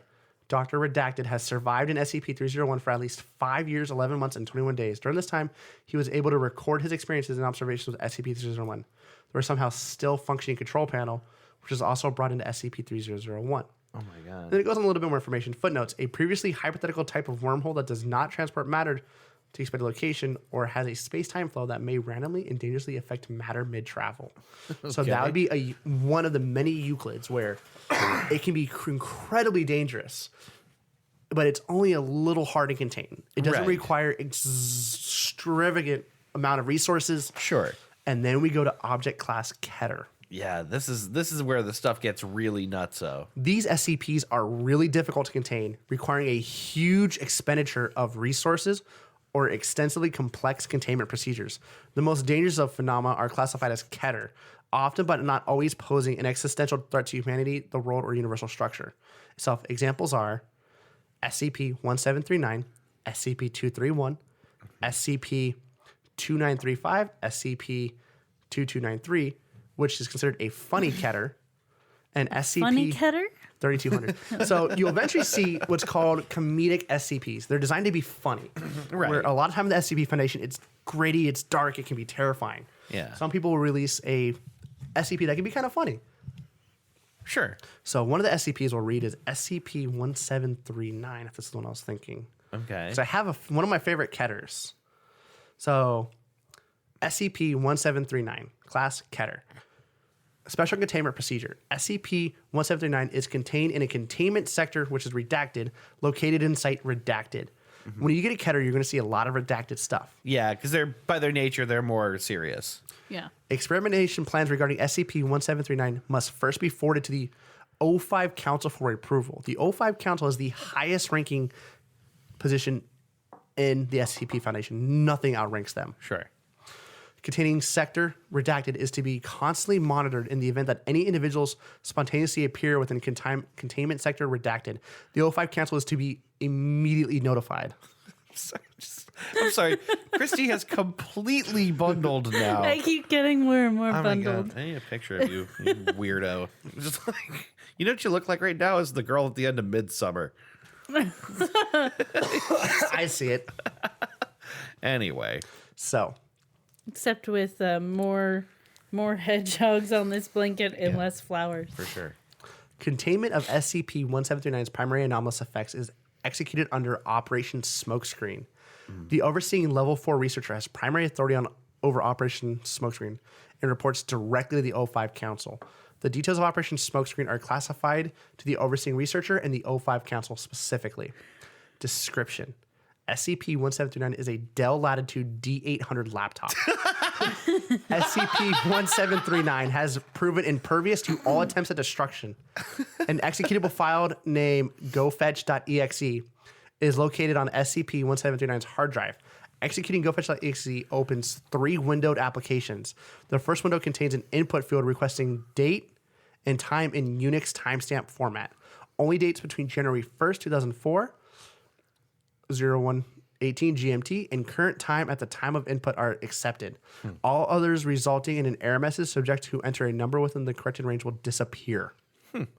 So if you understand that, that's saying subjects who do not follow that format will disappear. The subject disappears. The subject disappears. So say if you go up to this laptop and you do not put the proper format, Yeah. you're gone. Wow. Okay. This is cool. The second window appears to be a client application for an unknown chat protocol. Users are automatically given the handle branch prime. After subjects disappear, that the client can be used to communicate with individuals given handles that are variations of the name Isaac. These individuals claim to be Foundation personnel existing in a divergent timeline created by the disappeared subject's temporal relocation to the destination determined by the input Unix timestamp. Wow. The third window is a computer-generated animation of a dog chained to a doghouse. If a number is successfully entered, the animation changes to display a woman unleashing the dog and throwing a ball into the distance. The dog runs off screen after the ball. After a time period ranging from 3 days to 7 months, the Isaac handle disconnects from the chat. At this point, the animation changes once more, displaying the dog running back with the deflated remains of the ball between its teeth. The dog disregards the remains, which fly off screen, while the woman chains the dog back to the doghouse. On January 1st, 2004, SCP-1739 spontaneously appeared in containment sector redacted, which was previously vacant. Oh. Addendum 1739A. It put itself away. Yes. Operation Smokescreen is underway to prevent SCP-1739 from depositing travelers from the future. Researchers regarding SCP-1739's primary focus is to contribute to these efforts. Furthermore, the O5 Council has indefinitely banned any experimentation with SCP-1739 that involves sending travelers to the past. That's so cool. So it is a time-traveling laptop. Yeah, that's so cool. You know, I didn't even think about that part of it, but it's like what you really do need to be afraid of is people coming from the future. Because, you know, cool that you can go back in time, but so can someone else who hasn't existed yet. Exactly. That's so pretty that is why cool. it is now considered to be a Keter class, because it can teleport wherever it wants, Yeah. and there's extreme measures to contain it. I love it. In addition, there are a number of esoteric and secondary object classes that are used much less than the big three above. They still serve important purposes. Object class Thamiel. This is my favorite. Samuel. This is my favorite one. Philly. This is a very rare object class, only known to be the highest levels of the Foundation in essence. Thamiel class objects are anti-Keter. Well, okay. What? They are used in the containment or counteracting of other SCPs. Oh. They act as powerful tools used by the Foundation, which normally really never uses anomalies. So, for examples, SCP-2000, SCP-2003, SCP-3000, which is actually one of my favorite SCPs. We'll go over that in a second. Okay. SCP-179 and SCP-3031. So, Thamiel class SCPs are ones that have been either contained or cannot be contained that assist the Foundation in one way, shape, or form. Gotcha. One of my favorite SCPs, there's two. SCP-3000, I can't remember the other one. It's in my notes somewhere. Okay. Codenamed Kane, who has a counter SCP named Abel. Oh, cool. Oh, cool. So, I love this. SCP Kane, while walking around, all in grass and nature life seems to die under his feet. SCP right. Kane also seems to have a set of two bionic arms of robotic nature. He appears to be virtually indestructible by many means. Yeah. And then you have SCP Abel. So, first off, SCP Kane, any damage that would be afflicted to Kane is instead reverted back to the causer of it. Okay. So, if you were to fire a bullet at Kane, yeah, you get the shot. bullet would impact Kane, but would appear with almost no damage. But the person who fired the bullet would suffer from the casualty or the results what that bullet would cause. Yeah.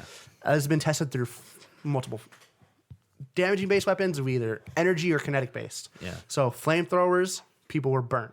People that fire rocket launchers were blown up. Yeah. And I'm guessing it has one weakness. So the SCP has not experimented with the two. Okay. And I'll go over that in a second.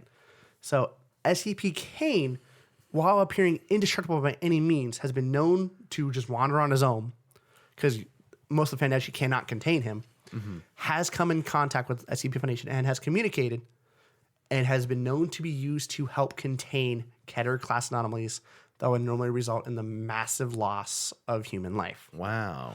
Now, SCP Kane is not always willing to do it. So it's kind of if he's in the mood for it. But he refuses to ever assist with the containment of Abel. Okay. So Abel is another SCP. I got to find his number. I have it written in my million page of notes that I can't find. That's all right. Why Abel appears to be locked in a concrete coffin surrounded by chains with almost a ticking clock. SCP's Kane's containment procedure requires him to be in a isolated bunker in the middle of the ocean. SCP Abel's? SCP Abel's containment This is is his in the bunker? SCP Abel. I gotta This find is his containment procedures as follows. He is to be buried a couple hundred feet behind reinforced actually about I think it was like a mile or two in no man's land, Yeah. buried underground in the middle of the ocean That's great. with a facility built on that ocean to contain him. And then this coffin is to be put a mile and past a narrow corridor with multiple bulkheads Oh my God. with blast door based reinforcement. And every course, anywhere from every week, month to every 3 years, this coffin will open, releasing SCP Abel, who is been proven to be resistant to large and small arms fire, Okay. with increased strength, able to bust through multiple barricaded doors. Reinforced steel. The hallways to be reinforced by concrete and steel Yeah. in the middle of an ocean, able to be flooded at any moment if containment cannot be proceeded. Wow. Okay. Multiple ways that have been proven to disable Abel Abel? has been large caliber 50 caliber BMG automatic rounds, multiple rounds, from a pretty much a kill box of sorts. Okay. He has to be bombarded as he breaks through multiple doors. If he cannot be contained through those normal means, they are to seal every door and then flood the entire corridor Okay. for the next week. Wow. And it is not to be drained or revisited for the next 72 to the next 3 to 4 days. It's not to be drained. Yeah. And then they can go in with a extension of operational personnel above Class D. Class D is the lowest formation, which is usually convicts on death row. Okay. So this is well-trained soldiers that are all carrying heavy anti-equipment weaponry Yeah. to re-secure the Foundation. And Put him back in his coffin or whatever. upon destruction and death, which they have found SCP Able is able to survive hours without oxygen Oh my god. while buried under rubble. And there's a backup thermonuclear warhead built within the containment site to Wow. make sure SCP Able is not released. Okay. So this is like 4 different methods of containment. So what does SCP Able do? So SCP Able appears to be a humanoid shape, approximately 6 feet tall, pale complexion, incredibly aggressive. Okay. Upon destruction, his body turns into ash, goes back into this coffin, which is then sealed by chain of unknown substance that appears virtually indestructible by normal means. Yeah. And then almost like a Rubik's Cube of a clock locks it in place. Okay. Where they have not been able to pry it open by normal means, and they don't want to. Right. Upon what they assume is him reforming from this gaseous state, he will reappear in a hyper-aggressive stance, killing everybody in sight, Oh my god. with small arms fire appearing to be almost useless against him. So they have to resort to 50 caliber machinery, and they have to lay into him That's for him crazy. to even slow down. Can you imagine your job being like, when's he gonna come back?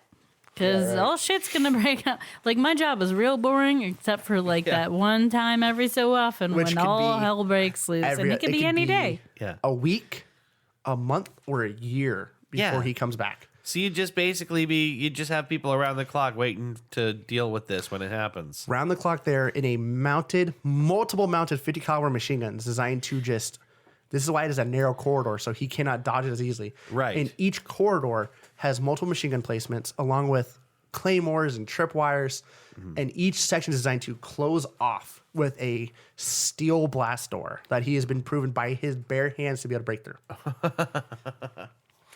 That's so cool. That would be Able. Yeah. So, and then we come to one of my favorites. This is SCP 3000. Okay. God, can't enable her. Just cool. 3000. All right. So, to even view this on the wiki, you have a nice little hypertext that you have to click on, like confirming your approval to read it. That's cool. And upon doing it, so SCP-3000 is a very interesting one. Special containment procedure. The area containing SCP-3000, currently a region of the Bay of Bengal, roughly 300 kilometers in diameter, is to be routinely patrolled by Foundation naval vessels. Under no circumstances are civilians allowed to attempt deep-sea exploration or diving efforts in the quarantined area. Individuals believed to have contacted SCP-3000 are to be contained, quarantined, and processed at Site-151. Individuals affected by the anomalous properties of SCP-3000 are to be held in containment indefinitely. Wait, people who what? Individuals affected by the anomalous properties of SCP-3000 are to be held in containment indefinitely. Holy shit. The Foundation submarine SCP-F Eremita is to monitor the location of the foremost section of SCP-3000, currently located within the Gangs Fan, roughly a 0.7 kilometer beneath the bay. The Eremita is tasked with carrying out the ATZAC protocol, and staffing regulations on board the vessel are subject to the guidelines of the protocol. For a full description of the ATZAC protocol, see Addendum 3000.2. There is currently no cure for exposure for SCP-3000. As such, affected individuals should be contained and quarantined for further evaluation. Oh my god. Individuals stationed aboard the SCP-F eremita are not permitted to leave the vessel except for the purposes of carrying out the necessary procedures of the ATZAC protocol. Individuals who leave the vessel without proper authorization are to be considered lost. Oh my god. So under no circumstances should any individual interact with SCP-3000 without authorization. And this is what, 0.7 kilometers below the surface of the ocean in the bay outside of wherever. Where it currently is. Okay. Oh, where it currently is. Okay. So I'm not going to go into full detail because this is a pretty big SCP document. Yeah. We are going to go to the description. Okay. SCP-3000 is a massive aquatic serpentine entity strongly resembling a giant moray eel. It's Nessie. Oh, it gets worse. Sure, let's say it's The Nessie. full length of SCP-3000 is impossible to determine, but is hypothesized to be between 600 and 900 kilometers. Okay. The head of SCP-3000 measures roughly 2.5 meters in diameter, and sections of the body proper are as large as 10 meters in diameter. SCP-3000 is typically a sedimentary creature, only moving its head in response to certain stimuli or during feeding. The majority of its body is located in and around the Gangspan and rarely moves at all. It's 600 kilometers long. It's Nessie. You're really excited about that. It's Nessie. Yeah. And this is where it gets scary. Okay. SCP-3000 is a Class 8 cognitohazard entity. That sounds serious. Direct observation of SCP-3000 may cause severe mental alterations in viewers. So cognitohazard is if you know about it by any of your 5 senses, Oh, okay. it may have an effect on you. Sure. So if you see it, hear it, smell it, etc., will have some form of effect. This one in this case is usually seeing. Okay. Direct observation of SCP-3000 may cause severe mental alterations in viewers.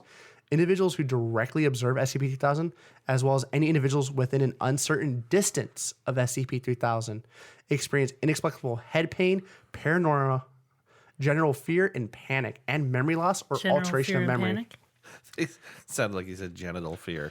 And then I eventually recommend people reading into SCP-3000 Yeah. because the reason it is a Thamial class entity is because the SCP uses a series of amnestics, very similar to what you would consider like the MIB like neuralizer. Okay. The SCP uses amnestics. Okay. So for people that have experienced, because some SCPs can get terrifying. Right. Some SCPs, one of them I don't remember its classification, is a type of dog. It looks like a hellhound of sorts. Puppy. Not the kind of puppy you want to see. It's a I want to large. see your puppy. Not this one. It is a large, furless creature with a red-hued skin that, Creepy. upon Demon puppy. dissection, has none of the major survival organs most creatures would have. So it has no stomach. Hollow puppy. But then here's where they get terrifying. They've been known to mimic the sounds of people and things, like people yelling for help. Sometimes of people they've never even met that you may know. That's Creeper upsetting. puppy. So it can reach into your head essentially and mimic people in your life and do weird stuff and to then you. they'll cry for help. Oh, that's awful. And then when you come, they will eat people yeah, right. alive. Horrible. And then they throw up the remains because they have nowhere to put it. Okay. What so, about an SCP that can be described by saying "Fiffit"? It's quite possible that would be a subject is a cognitohazard. weird horn? So that would actually be, which there's a type of SCP that's like that. We'll go over that in a second. That would be called it's actually called a meme. Meme. Okay, so this SCP is utilized by SCP to deal with people who have experienced So, other phenomena that's like fucked them up? SCP-3000, upon consuming someone, releases a viscous fluid that the ASCAT protocol's job is. Usually D-class personnel are fed to SCP-3000 and they are consumed, and then the SCP collects the viscous fluid that comes from the body and then uses it to create high-quality amnestics. Wow. So forget me juice. Pretty much. Which they'd be able to turn into anywhere from an aerosol for a wide dispersion to just a small shot, depending on the severity. You have anywhere from a class 1 to a class 5 amnestic. With the SCP-300-1, which is the fluid created from it, they've been able to make more powerful amnestics that can be preserved longer. Okay. Now, the SCP Foundation in the catalog is also saying they're looking for more ways to get this without the sacrifice of human life. So it's kind of like using beaver butt to flavor things. Exactly, but for the betterment of mankind. Right. It's like Yeah. that weird beaver anal gland that goes into Blue Moon ice cream or whatever the hell it is. Yeah. Yeah, it's like that. It's like that. And then so after we got a rough of that, now I have, these are things people may know. It's terms to know. Okay. When you're listening, when you're reading a SCP document. Like some of the specific terminology. Exactly. So you have anomalous classifications. These are things when an anomaly has a certain classification to it. So outside of the containment protocol, which is like Euclid, Keter, Yeah. that's just what it is to contain it. Sure. Now these are classifications. Some of them, one of them is memetic or meme for short. Fit. There you go. Which that could actually be an SCP. A meme is any unit of information that can spread and transfer itself throughout society. Memetic effects deal with how the brain understands and reacts to media. It is a piece of data in a subject's mind that has an anomalous effect on that subject's physical or mental state that is spread when anyone else becomes aware of the same information. In particular, anomalous I'd say that's memetic true for that. Yep. Anomalous memetic agents are bits of hazardous information that are like a mental virus, triggering anomalous reactions in people who are exposed to them. So it's I those think are you've got a lot of those. a lot of memetic. I'm an SCP. Yeah, you have all kinds of mental viruses you carry around with you. Well, thank you. You're welcome. There you go. If we had to classify Chrissy, she'd be SCP-4001. Classification, safe. Anomalous Am I properties. easy to contain, though? We could put you in a box. Is there Handel's ice cream in the box? Yeah. That can be part of the containment protocols. Must feed it ice cream. Some containment protocols are literally just keep this thing fed But- and locked up. Yeah, just But keep it no happening. more than once every 3 days. Like there's protocols that are like that. Every 48 hours deliver this. Yeah. And some SCPs are sentient beings. Like they had like a Frankenstein SCP Oh, really? where they're not sure where it's from, but it's from Germany. It has mixed match parts and pieces, and it is not to be given any surgical tools or anything information about the SCP Foundation except by approval. Oh, okay. The only time it's allowed to have its surgical kit is under direct supervision, so it may repair damaged parts. Wow. That's cool. So that is a memetic classification. Okay. Now you have anti-memetic or anti-meme. A anti-meme is the opposing of a meme. Instead of having self-spreading properties, it's a self-censoring property. Anonymous anti-memes are perfectly mentally camouflaged, whether by making you unable to hold your perception of one in your short-term memory or making you unable to comprehend the concept of its existence. You read me one of those once that was very cool. One of those, so a lot of the Whovian fans, they remember these as the silence. So if they were to be an SCP, they would be an anti-memetic Okay. or an anti-meme because you forget when you see them. There's, oh God, I wish I remembered which one it was. But in the book American Gods by Neil Gaiman, there is a character, he's one of the old gods. But basically, his description is such that he's so unremarkable to look at, you basically forget about him as soon as you see him. And this is a concept Neil Gaiman flirts with a lot because there's stuff like that that happens in Neverwhere too. Like, There's actually an SCP that's just like that. yeah, I love that concept. It's so It's cool. cool. Where one of the things he does is in an interview. So I'm gonna drop a YouTuber earlier. His name is The Volgan. Yeah. Is it? VOL. I think he's the GUN. one you've told us about. Yes, before. he does. What he does for his YouTube channel is he just reads SCP documents from the wiki, Yeah. and then he does it in his own way. He's like, "I'm Doctor So and So," and he reads it to you like he's an actual teaching a class. It's so good. It makes the SCP so chewable. Atmospheric. It does. Yeah. It makes it so much more easy to grasp. Yeah. And one of the interviews, they're interviewing this guy, and you hear like a loud bang. It's him punching the doctor. Ooh. But he doesn't know it. He's like, oh, I just got a nosebleed. And he's like, But he doesn't know. but Because he can't remember. because he's an anti-meme. Ooh, that's cool. Yeah, I like that. It's so good. Oh my god, that There's- actually scares me a little bit. There's even one. There's one. This is a classification Euclid because it's pretty easy to contain, but Yeah. it's hyper dangerous. Uh-huh. One of its containment procedures, if you were ever to go in its containment cell, you can only go no less than 3 people at a time. Okay. And all 3 have to maintain eye contact and coordinate when they blink. Oh. So for the Oh, Whovians, God. this may sound familiar. So you'd have to be like blinking so no one else blinks. Exactly. So angels? Like Whipping Angels, but it's one little statue that's with rebar infused. And in its procedure, in its containment vessel, it needs to be cleaned periodically because it will fill the containment procedure with blood and feces. Oof. And if you look away from it, it will snap your neck. Oh my Yeah. god.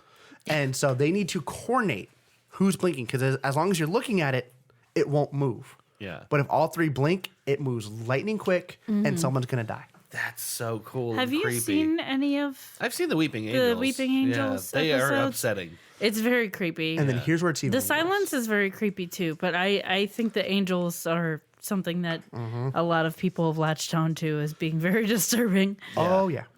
There's even one Oh, SCP that once you look at it, you can't look away or it will kill you. oh my god. So you just maintain eye contact forever? Ew. Well, until you eventually die, And there's one SCP that you have to which you ignore will it. soon. If you stop ignoring it, it will kill you. That's impossible. Both of those things are impossible. And it goes out of its way. It won't bug you for long, Yeah. but don't acknowledge it. The moment you would acknowledge it, Yeah. it'll go for you. And there's times where you'll open a cupboard and he's there and you just got to Nope. I'm Looking away sorry, from you're that. talking about ignoring something, and the whole time this dog is like in your face Yeah. trying to get you to pay attention to just him, an and it's SCP. making me laugh. This is the thing that you can't pay too much attention to or it will kill you. Yeah. Little murder boy. No murder boy. Only Yeah, the so bunnies. Only if you're a bunny. SCPs can get terrifying. Yeah, I love some of the really scary ones. You showed me the one about the sort of There's like a Wendigo kind of thing. Yeah, it's yeah, like yeah, a yeah. skull thing. So okay, so after we talked about that, and not even long after, a friend of mine, JLo at work, was telling me about something like a YouTube video she watched or a documentary she watched about Helltown, Ohio, and all this stuff about it. And the way she was describing it, I'm like, okay. It sounded a lot like the SCP you told me about. And basically it was like a documentary she watched, but then they kind of like, they debunked it. But then the way she was talking about it was very similar to the way you talked about the SCP. I'm like, is this all related? Is this like an SCP video she watched? It's possible. They mentioned states and locations. I have to right. look it up. I have to look it up because it was very reminiscent of what you talked about. But I was like, yeah, that sounds so familiar. And now we have a classification that is what we call Chrissy. A cognitohazard. A cognitohazard is something that is dangerous when we perceive it with one of the 5 senses. That For tracks. example, a sound, Right. a sound that causes you to bleed from every pore, or a smell that causes you to go insane. All mimetic effects are a subset of cognitohazards. As in order to process the info, you have to sense it. Yeah, it makes sense. So almost all the time, a cognitohazard is usually Keter or Euclid Okay. because knowing about it puts you in danger. Sure. So it goes back to like the old V for Vendetta thing. You can't kill a thought. Right. So how do you contain something that just knowing about it is dangerous? Yeah, right. So when they write their SCP documents about it, they have to write what they know about it Right. Okay. or yeah. what it's not, Yeah. Oh god, which that's comes a really cool into thing. what's called an info hazard. Okay. Info hazards are anomalous effects that trigger when the SCP is described, referred to, or acknowledged. You don't even have to sense the thing to be affected by an info hazard. You just have to know that it exists. So that actually kind of begs the question of how you write an SCP about that. It affects data written about the anomaly and people that are made aware of the existence of the effect. Oh, that's cool. So for a lot of those, you have to write what it isn't. Yeah, you have to describe it in the negative sense. One SCP, this one freaks me out. It talks about a type of, so they always redact its name. Yeah. It's a boy from Redacted. Yeah. When you talk about it, he'll appear. and he'll want to take you to his room to show you some stuff. If you write his name, draw about him, do anything, he's going to come and he's probably going to take you away. Oh my God. That creeps me out. And then you never be heard from again. And his name is Jimothy. He's right behind you. Jimothy, take me away. take me away, haha. And then you have, there's one we're going to get to next. It's pretty soon. This one freaks me out the most. Okay. But this is a ontokinetic or reality bender. These ones don't freak me out as much because these are just kind of really cool. Yeah. Ontokinetic being can manipulate the laws of reality, kind of like magic, through anomalous means. Groups of interest contained in study reality benders, often in unethical ways, creating some moral crises for the Foundation. Okay. So talking about that, sometimes you may get like cults that pop up where if they force it. So the Foundation still values human life, but it does not believe the Foundation to gun down cultists. If it's protecting everyone. It's the You're greater protecting good. humanity, yeah. it is the greater good in the finest form, but there's constant times where the SCP is like, is this ethical? And they have to range ethical versus protecting the fucking species in the world. Yeah, right. And then here, this one, there's an SCP I read about. This one freaks me out the most. It's called a NART or an artist. A NART is a short for anomalous art. Many people in groups aware of the existence of reality-breaking phenomenon choose to explore it by creating often surrealist art with extranormal properties. These people being called anartists. So there's one anart SCP. It is a picture of a owl Okay. that is usually seen either. Is it a superb owl? I would assume so. The super bowel. So, and this is where it gets scary because this is a classification of Keter. Okay. It is actually uncontained. Okay. So SCP Foundation cannot contain it. You can't contain a picture of an owl. And here's why. And here's also why it's Keter and why it's an anomaly. Yeah. This picture of an owl will range from usually 2 to 3 designs. One of an owl just perched, looking, where it's been known when people come, it draws people towards it by some anomalous effect. Yeah. And people drawn to it can usually be heard scream in agony. And those that have escaped it safely have been missing eyes, tongues, soft bits that like an owl would eat. A bird of prey would eat. It preys people. Most often, people that don't escape end up disappearing entirely. Oh my God. Now, there's ways to contain it in short bursts, putting stuff in front of it, Yeah. blocking its way. It likes to appear in alleys originally. Okay. But as the SCP has continued to block its path with other things, they have found the more you block it, the sooner it is to change locations. Oh my And it God. could change anywhere in the world.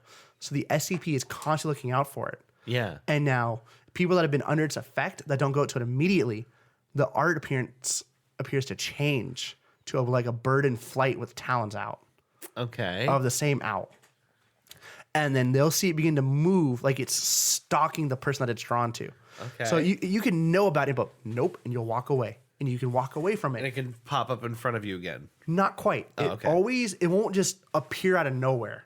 I mean, it does appear out of nowhere, Right. but it's not a quick mover. Right. So you'll find it again somewhere else. So like you'll go home and then it's in your living room. Right. No, this is the scary part. Okay. It's usually in public areas. Okay. Okay. So sometimes you may see it appear, like if you're in a large suburban area, which usually appears, you may see it outside your window Yeah. on a big, like a concrete wall, Yeah. looking right through your window, right at you, with its talons out. And if you get too close to it, you're done. Oh, this is so creepy. And then the more they try to contain it, the sooner it is to jump to a different location. yeah. And there's been times where they've had cases where it'll change by the minute or by the hour, but it's not by the second. Right. And they've found cases of it now where it used to come in like alleyways, like out of the way locations that are quiet and you'd almost never go to. Yeah. But as the SCP has gone through lengths to contain it, they've been seeing it popping up in more populated areas. Right. Like parks, Yeah. overpasses. Yeah. Where it's far harder for the SCP to contain it, leading them to believe that this art is some form of sentient. That's like it. cool. I like that one. That one's it's super creepy because just the thought of this, like the moment it's locked onto you, it's locked onto you. Yeah, like it's already too late, sort of. Exactly. Until the SCP just scares you away by constantly blocking it off and making it super hard where it's like, fuck it. and it just goes anywhere else in the world. I also like the implication that it could end up being, like big billboards in big cities and just wipe out cities full of people. But it does one person at a time. Sure. And then after it eats, it usually moves on. Okay. But the fact is, the scary part is that it's responding to the SCP trying to contain it I like it. by going in places where it's a lot harder for the SCP. There's been times where if it'll appear inside like a mall, Yeah. the SCP will close down that entire mall. Like that mall is now closed. Right. No one's allowed in it. Yeah. For some hazardous gas leak or something, and it is permanently locked down, closed. Yeah. SCP will stay a distance from it as to not come to the effect of it Yeah. by remote monitoring until someday they'll just go to check on it and it's gone. Right. And there's even like case reports, like addendums, where there's been talk of SCP that are like in a truck, just kind of leaning back, easiest job ever, and they look up to the window and Oh my god. it's on the wall in front of them, and its talons are out. So that's when they know shift change, Yeah. because now they need to swap the personnel that are watching it because now they are now in danger, Oh my god. That's a cool one. and they have to report it immediately. Anytime it moves, they have to be like, it's gone. And then the SCP goes on a mad hunt to figure out where it went. yeah, because it could be presumably anywhere. Exactly. Oh my god, that's cool. Then you have a narrative / pataphysical. A narrative anomaly manifests itself within works of fiction, often affecting the content of the work involved by creating characters, changing the setting, or blurring the line between the fiction and the reality. A pataphorical or pataphysical SCP explores narrativic anomalies using the wiki itself as the narrative. It explores the idea of characters we write on the website attempting to communicate and manipulate us. What? Being aware of things on the website like author pages, deletions, and discussion forums. Okay, So- that's real like Yeah, that's taking the meta and playing with meta. Yeah. Exactly. It's an SCP that's aware of the meta. it. That's so cool. And then now you have technology and engineering. Okay. So those are some of the most classifications you'll see when they describe what an SCP is. yeah. And now you have technology and engineering. You have a Scranton reality anchor. Scranton reality anchors are technological devices used by the Foundation to essentially regulate. Shut up, battery. Consensus reality. Do you need a plug? Actually, I don't think my plug will even reach you. That'll be fine. Okay.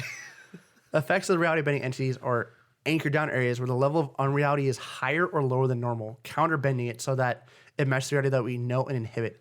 Many contemporary authors have criticized the widespread use of SRAs as a catch-all for containing any type of structural or autokinetic effect. Okay. So anything that's reality bending, the SCP will deploy an SRA. And it just kind of anchors reality as it is. Exactly, where It's a reality is being- stabilizing field. Yeah.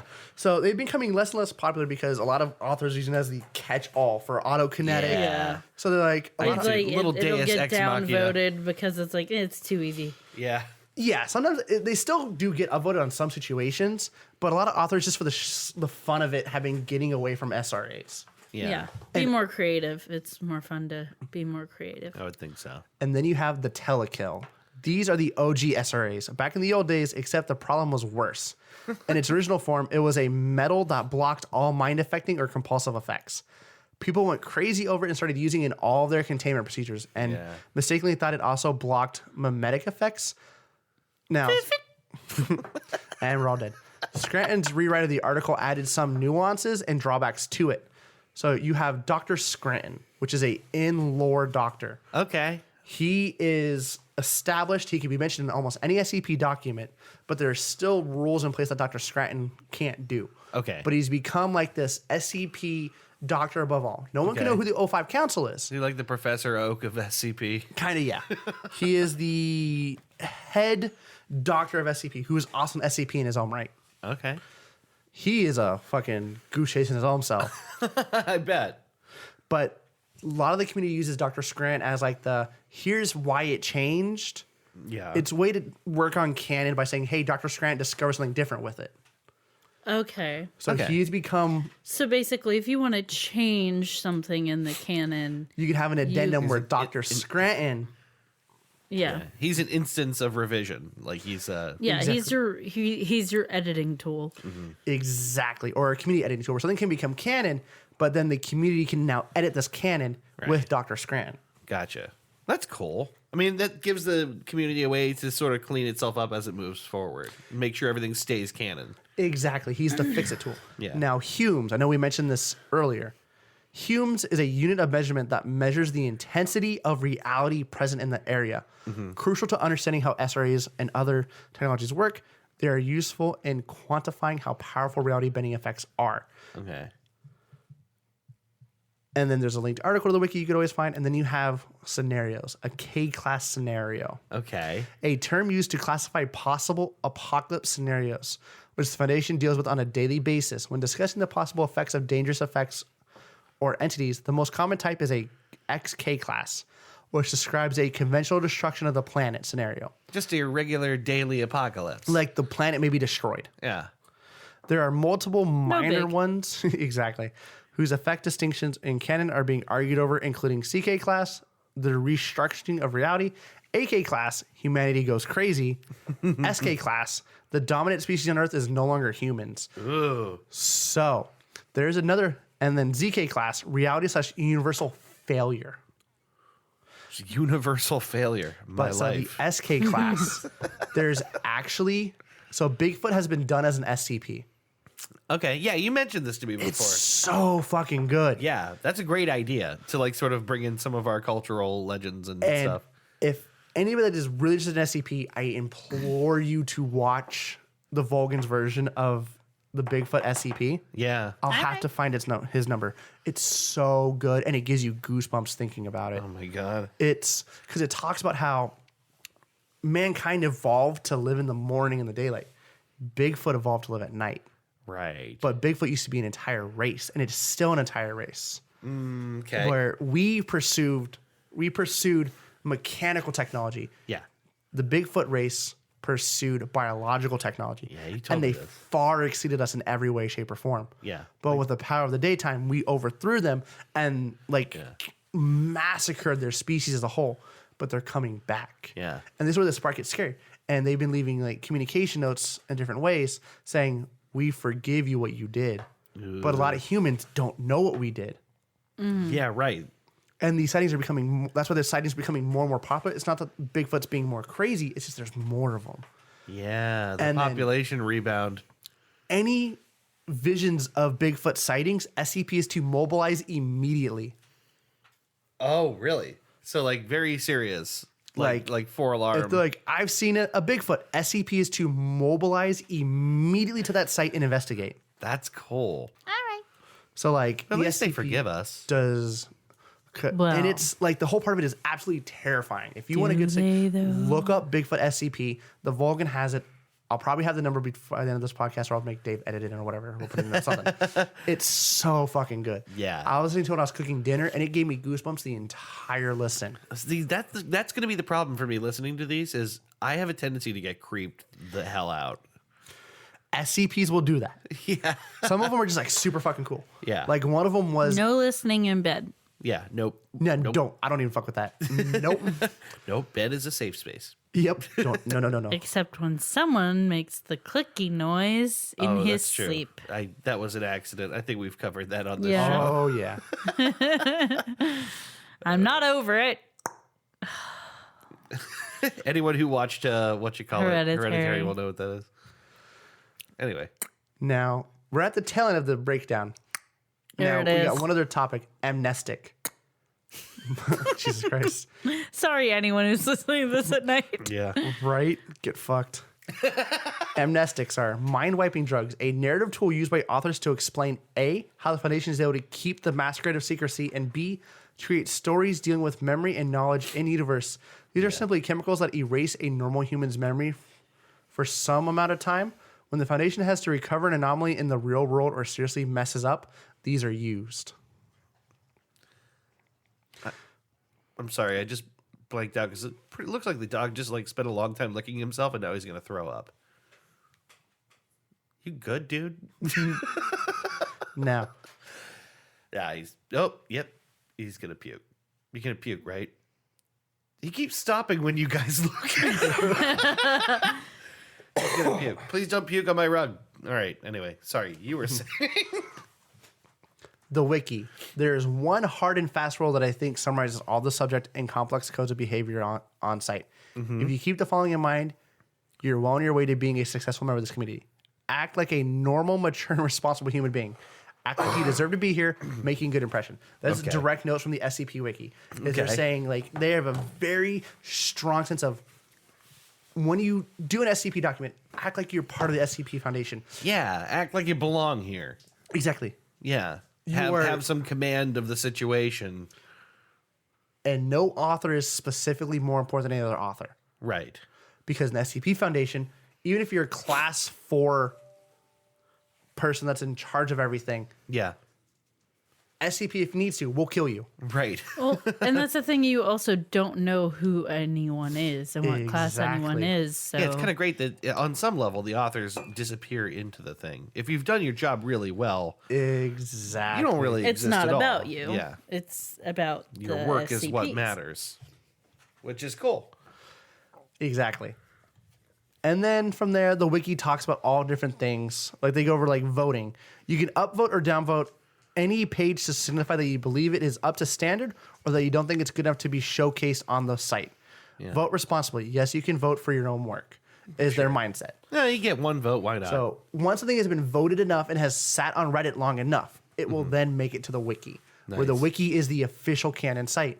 But they use Reddit as a kind of, here's how we gauge if it belongs on the site. yeah. Yeah. If it's have enough upvotes, it's on the site, and then from there it goes. And even once you're on the site, you're just past the hurdle. Yeah, And okay. now the rest of it is, how canon is this? Is it just going to be an SCP in the works? But with enough upvotes, there's really no like specific number you have to reach. Yeah, right. It's just how popular is it? Does it follow the format? Okay, it follows the format. Yeah. On the Has site. has it persevered? Exactly. Yeah, do people like it enough? And it doesn't even have to be the best SCP story ever. It just has to follow the format. If everybody's like, nope, that follows the format perfectly, it doesn't conflict with anything, Yeah. it's now on the site. I feel like this is something that's going to get harder and harder to be able to. What's the word I'm looking manage it? No, not to manage, but to, well, I mean, kind of to manage, but to add new things to add new SCPs because there's so much canon that knowing that you're not stepping on something else's toes, like As a writer, it's got to be very, very difficult to keep up with you're everything either that's already you're there. either going to be downvoted all the time or you're going to have to like memorize the wiki until you can do something like And original. Cool thing is you don't have to, because whenever you post an SCP file that you want to be on the site, Yeah. you have to keep your comment section open. Yeah. And the majority of the time people are like, hey, this already exists, and they will reference the SCP. Right. So then you can then go, okay, cool, thanks. And you can edit it and change it from there. And then Okay. once it's been edited, it'll always have like the little edited button on it so people can see, Right. okay, no, they've taken criticism, good. Yeah, right. That makes sense. And on the wiki, this is another thing I do love. The wiki has important notices. In keeping with the SCP Wiki's presentation of itself as a pseudo-professional writing forum, there are some behaviors that you should keep in mind to avoid. Firstly, you are free to debate and disagree with people respectfully in the forums or in the discussion pages. Even mods or admins, however, you are expected to act gracefully and respectfully when discussing and not to troll or cause drama. Yeah. The staff, authority on whatever site you post on, are trusted, experienced users. Be sure you keep in mind when you are talking to one. So they will cut out trolls. Like if you're being a complete troll, You're like, don't shit talk an admin. Don't shit talk anyone. and like when they pick Don't admins, shiitake there's a mushrooms. lot of vetting they do for admins. Yeah. Like, I imagine. and even admins can be just pulled from that spot quickly if they're proven to be Yeah. favoritists or if they're being trolls themselves. This speaks highly of the community that it polices itself so well. And there's you know? been forums that were super popular, but because just the way admins have changed over the course of months and weeks and years, because people just life catches up and they move and they step down, whatever. Yeah. But like if you become a forum that's utterly toxic, Yeah. the SCP Foundation as a whole, as those that are participate, will bury your forum. So if Right. it comes in discussion like, no, do not post on this because it's just people that don't take it seriously, Yeah. your forum will become dead. Sure. Because the SCP Foundation will post on a wiki saying, hey, by the way, this forum, Yeah, right. Okay. another one is don't get ahead of yourself in the community either. You aren't going to get anywhere sassing other users. Vandalizing pages by fixing them because all of them are supposed to be like an open edit format. Oh, right, because it's a wiki. Mm-hmm. Gosh, that'd be horrible. Someone coming in and just, cleaning things up to their idea of what happened. And they consider it vandalizing pages. It would be, yeah. And making major edits or trying to troll people or mess up the wiki or the users on it. If you want to be a successful member of SCP Wiki, I reiterate, act with complete and rationality, being respectful but still risk-taking. Yeah. Don't post inappropriate or shocking content. It's nearly always done in an effort to get attention or by hacker/trolls. Mm-hmm. So, like, now there has been SCPs that prey on children and kill children. That's perfectly fine in the SCP format. Yeah. But don't use that to talk about, like, what the internet calls, like, CP. Oh, okay. Like, that'll be handled quickly. It'll be Gotcha. reported. Like, So, they don't play with that. an SCP is not an excuse to write something grotesque for the sake of being grotesque. Yeah, like, Yeah. there's been an SCP that kills, dismembers, and eats children. Yeah. That went through because it's an SCP. It's a terrifying SCP. It's about the story and the SCP. It's not about like being gross about it. Yeah, like one SCP is this terrifying pumpkin thing that spreads, and it's a really good story. Yeah. But it attracts children through a song, and the children will come. Yeah. And the moment they realize what's happening, these little ghost children will murder them, Yeah. dismember them. Oh my God. And that murdered child now becomes part of this. Part of the pumpkin crew. It's super fucking creepy. Part of the pumpkin crew. And now Pumpkin baby. terrifying murder babies. But that has been an approved SCP. Terrifying murder pumpkin baby. Because that's where it stops. It talks about the dismemberment, murder, and like child. Yeah. Of course, like you hear them screaming and crying, but like that's fine. Unfortunately, it's a SCP that not all SCPs are nice. I'm sure there's lots of things people try to sneak into these things for their own reasons or interests. Yeah, like that if don't you go belong into there. too detail about murdering a child, that is not of the SCP format. Yeah. then Yeah. it gets taken down. Sure. So they still follow that kind of trend. Like, look, you can have really dark SCPs that kill children. You just have to justify it, I feel like, in the story. Yeah, you don't need like. There's no reason for all the gory detail. yeah, don't be like viscerally talking about like, oh, it likes to behead the children and Yeah. do things to the body. You be like, no, the children, and then you use medical terms for it. Yeah, right. That's the other thing is you're writing from the perspective of like a foundation of scientists, and they're not going to write. And then usually, if you do discuss certain about way. children being injured, they do recommend, like, since you're a doctor talking about this, reflect some form of humanity out of it. Yeah, right. Like the SCP Foundation as a whole has been proven in multiple SCP documents, just as they've written it, will go through great lengths to protect children. Sure. So because it's children, mankind has evolved to protect children at all costs. They're the good guys, for God's sake. Exactly. So, and that's where it's be crazy. The website and chat are out of universe discussions as well. Do not roleplay on the forums. Do not roleplay as your username or bio. We are a creative writing / flash fiction anthology, not a role playing site. So basically, the only thing that's in character is writing. your writing of the SCP. Is your if you're SCP commenting in the document. comments, Yeah. you're not pretending to be an SCP doctor or scientist or whatever. Exactly. Yeah. You're just you are acknowledging it for what it is, which is a writing experiment basically, and you're not trying to be in character the whole time. And one thing I do like what they say is writing SCPs is difficult. Anybody who's ever successfully done it can tell you that. They tell you it's like scaling a mountain to create a piece of fiction that is set apart from the already existing 4,000 SCPs. Yeah. Right. And to write it well enough that it truly engages the reader, it's no secret. You need writing chops. yeah. God, it's got to be quite the experiment in writing, quite the prompt. Yeah. I could see you doing this, Dave. It'd be fun to try. I've always thought about making SCP, but my mind is already on a million different tasks. I would just rather just enjoy it and maybe put it Yeah. in a D&D campaign. Gotcha. But the only way, if you want anything to be part of an SC, like they're not a role play by any means. Yeah, You want to do right. role play, pick up D&D. I'll teach you how to do it. I kind of like that about it because it does seem like a group that would be so hard to break into because of all of like the lore and the rules orthodoxy. and the but I do appreciate the fact that it's like we're not pretending to be anything we're not. This is fiction. We acknowledge it's fiction. You just have to like get past the learning curve, and here you are. Yeah, if you want to be part of the SCP Foundation, here's how you do it. You make up a set SCP number. You do item class, object class, special containment procedures, description, and supplements. Yeah. Now, there's times when you do these things. In supplements, that is where you talk about the stories, like what happened, what people have seen. Yeah. Because that's part of the supplement that talks about it. One of them talks about a town that is now contained. And when you go inside the town, every so often, like every couple on like a certain, I think it was like at like 12 something. Yeah. Every day, you will see this sort of people running away. Then hours later, you just see like these disembodied. And then you can, when you explore the town, you see the remains of these. Oh, okay. Yeah, you guys remember the movie? It was like The Mist or The Fog, where those creatures The are killing Mist, people. yeah.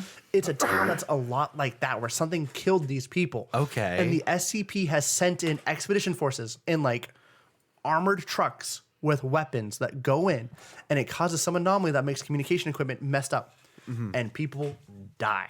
Holy shit. Like dismembered or destroyed, and they don't know what's going on. They Okay. can't tell what's going on. They can't communicate what's going on in there. Even with long range radios, they've gotten better communication. Yeah. But now it is secured in a massive fence around it that no one is allowed in without direct SCP approval. And SCP has currently banned all expeditions inside this town because the loss of life has gotten too high. Like, you know what?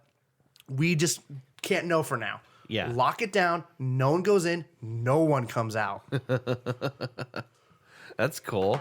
So like SCP is so like, and that if you want to create a roleplay like lore, this Yeah. is where you talk about it. If you want to see what good SCP roleplay looks like, listen to the Vulcan. He does such a great job role playing the SCP Foundation. Yeah, it especially seems like there's a place for indulging in that, and it's when you're writing the actual SCP and YouTube. Yeah. I like the supplementals. I feel like what you're talking about, like these, like they can often be like logs or things at the ends of an SCP entry. So it's like, you know, in the case of the Vulcan, he'll like read these transcripts of And then conversations he'll of people, act you them know. out. It's so Yeah. good. Yeah. It really is like a chance to like further expand on the story around like an event. And now A my boop to snoop. favorite topic to wrap up SCP. Okay. What is SCP-001? Oh yeah, okay. I'm glad you're bringing this back because that was very intriguing, and we've held off on talking about it for a while. SCP-001 is the most coveted SCP title people can make. Yeah. It is the most vetted. So here's a couple breakdown of it. Yeah. What is SCP-001? In the early days of the site, when the wiki was just getting started, there was some debate over what should be this sacred number 0001. Everyone agreed that it had to be incredibly written. Everyone agreed that it had to be big, something deserving of the very first spot, but nobody could agree who should do the honor of writing it. The answer? Everyone can write their own version of the SCP-001. Yeah. So SCP-001 is anybody. Thus, the system of proposals began. Okay. As authors, individuals' ideas of 001, they vary wildly and contradict each other. On the 001 hub page, so it has its own hub page, Yeah. it says that the real 001 is so secret that a number of false ones have been created. This explanation allows there to be multiple self-contradictory 001s. Okay. One of them could be the true one to you, or maybe you want a couple to be canonical at the same time. Maybe all of them are fake, or maybe all of them are true.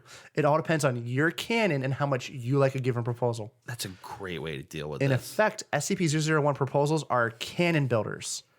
So usually, if you want to figure out what SCP canon is in your head, find one of the couple 001s that have become agreed upon, and that's where you base your SCP Foundation in. So Gotcha. my SPD Foundation may be a little bit different to yours. Right. Because my canon can be a little bit different. Right. That's a really eloquent way to handle this. Yeah, rather than like squabble over the one true beginning to this whole thing. They're all true and none of them are true at the same time. Yeah. That's great. I really like the whole idea of this community. Me too. It gets even better. So creating SCP-001 proposal is as easy as writing it and then submitting it just like any other SCP. There's no special ritual, although unless you're incredibly experienced, it will most likely get deleted. Sure. As of June 2018, 26 SCP-001 proposals have been successfully posted. 26 successful 001s. As of 2018. This started in 2007. Only 26 001s have made it to the final block. Wow. All this have been deleted and downvoted. I get it though. Like it should be that exclusive. Oh, yeah. And each one is a product of a lot of work and high concept. Yeah, right. Yeah, right. It makes sense. High concept stuff for the origination of this entire foundation. Where one person created an idea and everybody worked together, editing and chop shopping this thing. Like, no, this. How about this? What about this? Yeah.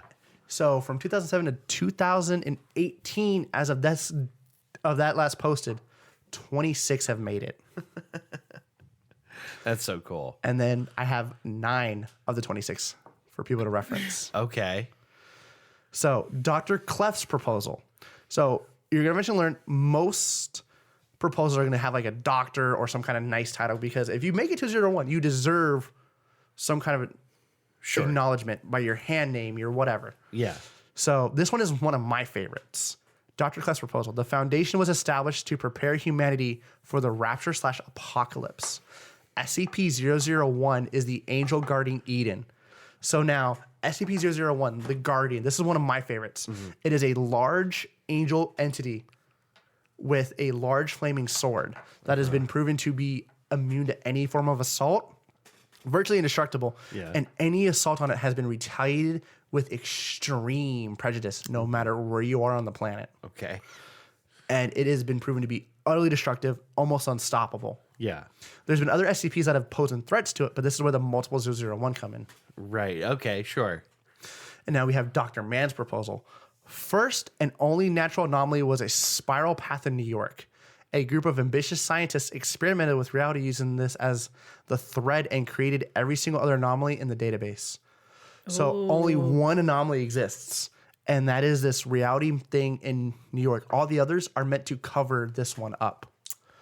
Oh, so the entirety of SCP is fabrication Of to bury guarding the this needle in the haystack. Exactly. That's great.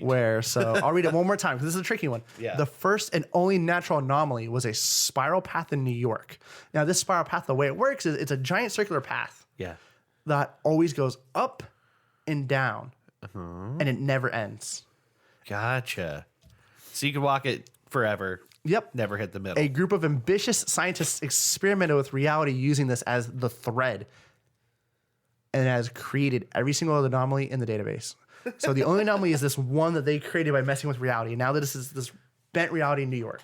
That's so cool. Every other SCP is there to distract everyone else from it. I love that.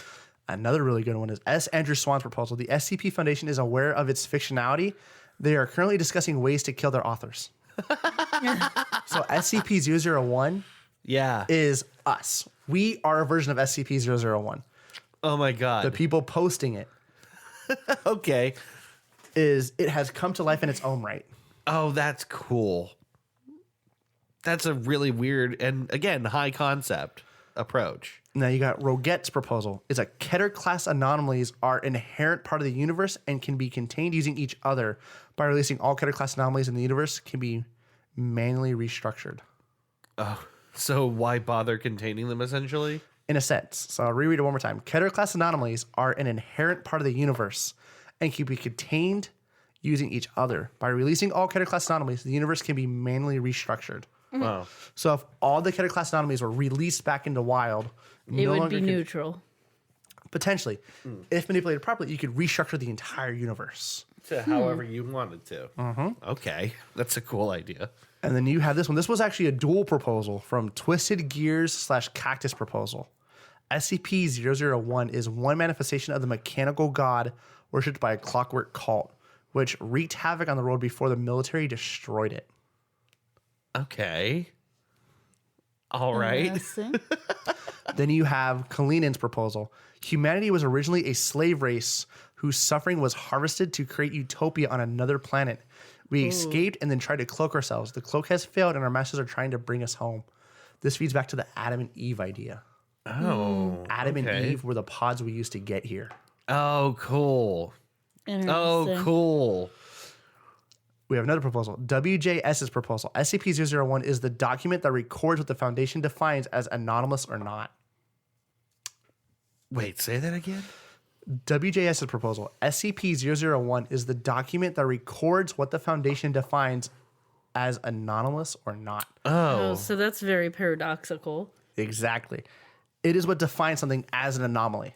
That is 001. Okay. Now we have Lily's proposal. 24 hours before an event that will cause the end of life on Earth, humanity will spontaneously lose all desire for negative emotion and conflict, and flowers will bloom across the planet.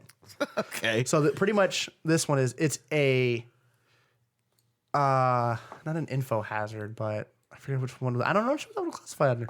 But 24 hours before all life on Earth will end, mankind will achieve perfect world peace and flowers will sprout everywhere. Utopia. That's cool.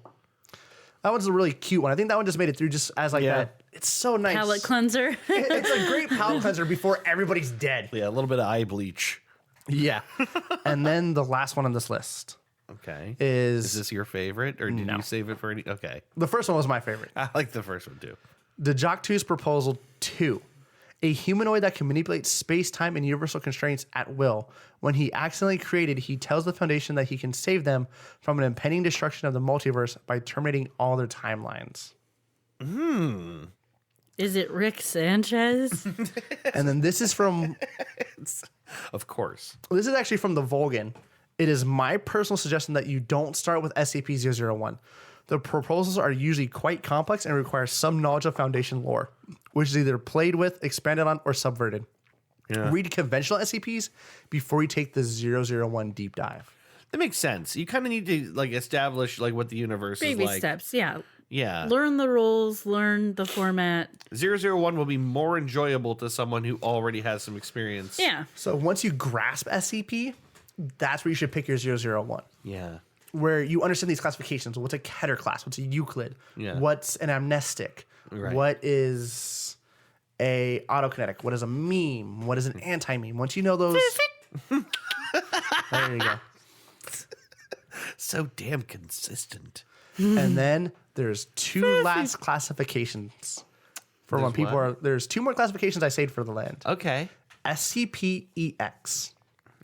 Classifications designate an SCP that is no longer considered anomalous. It is explained the object or phenomenon in question still exists, but the Foundation has deemed it to be an acceptable part of consensus reality, or it was a giant fake out, or it turned out to be just a new scientific discovery.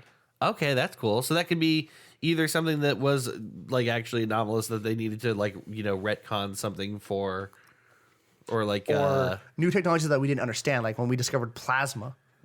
Originally, that could have been in a SCP until we're like, no, this is actually normal. right. This can be recreated anywhere, and it's not anomalous. It's just unknown technology. Nice. Okay. And then you have an SCP-J. This one always makes me giggle. SCP-J is a joke SCP, a parody SCP in a sense of joke SCPs are explicitly non-canon. Use an SCP format to format a joke around or make fun of something for the benefit of the reader. They may riff on universe tropes like overwrought security, over-the-top containment, Okay. cold posting, or bad OCs, or they may parody things like food poisoning, bad drivers, easily angered people, or that one movie.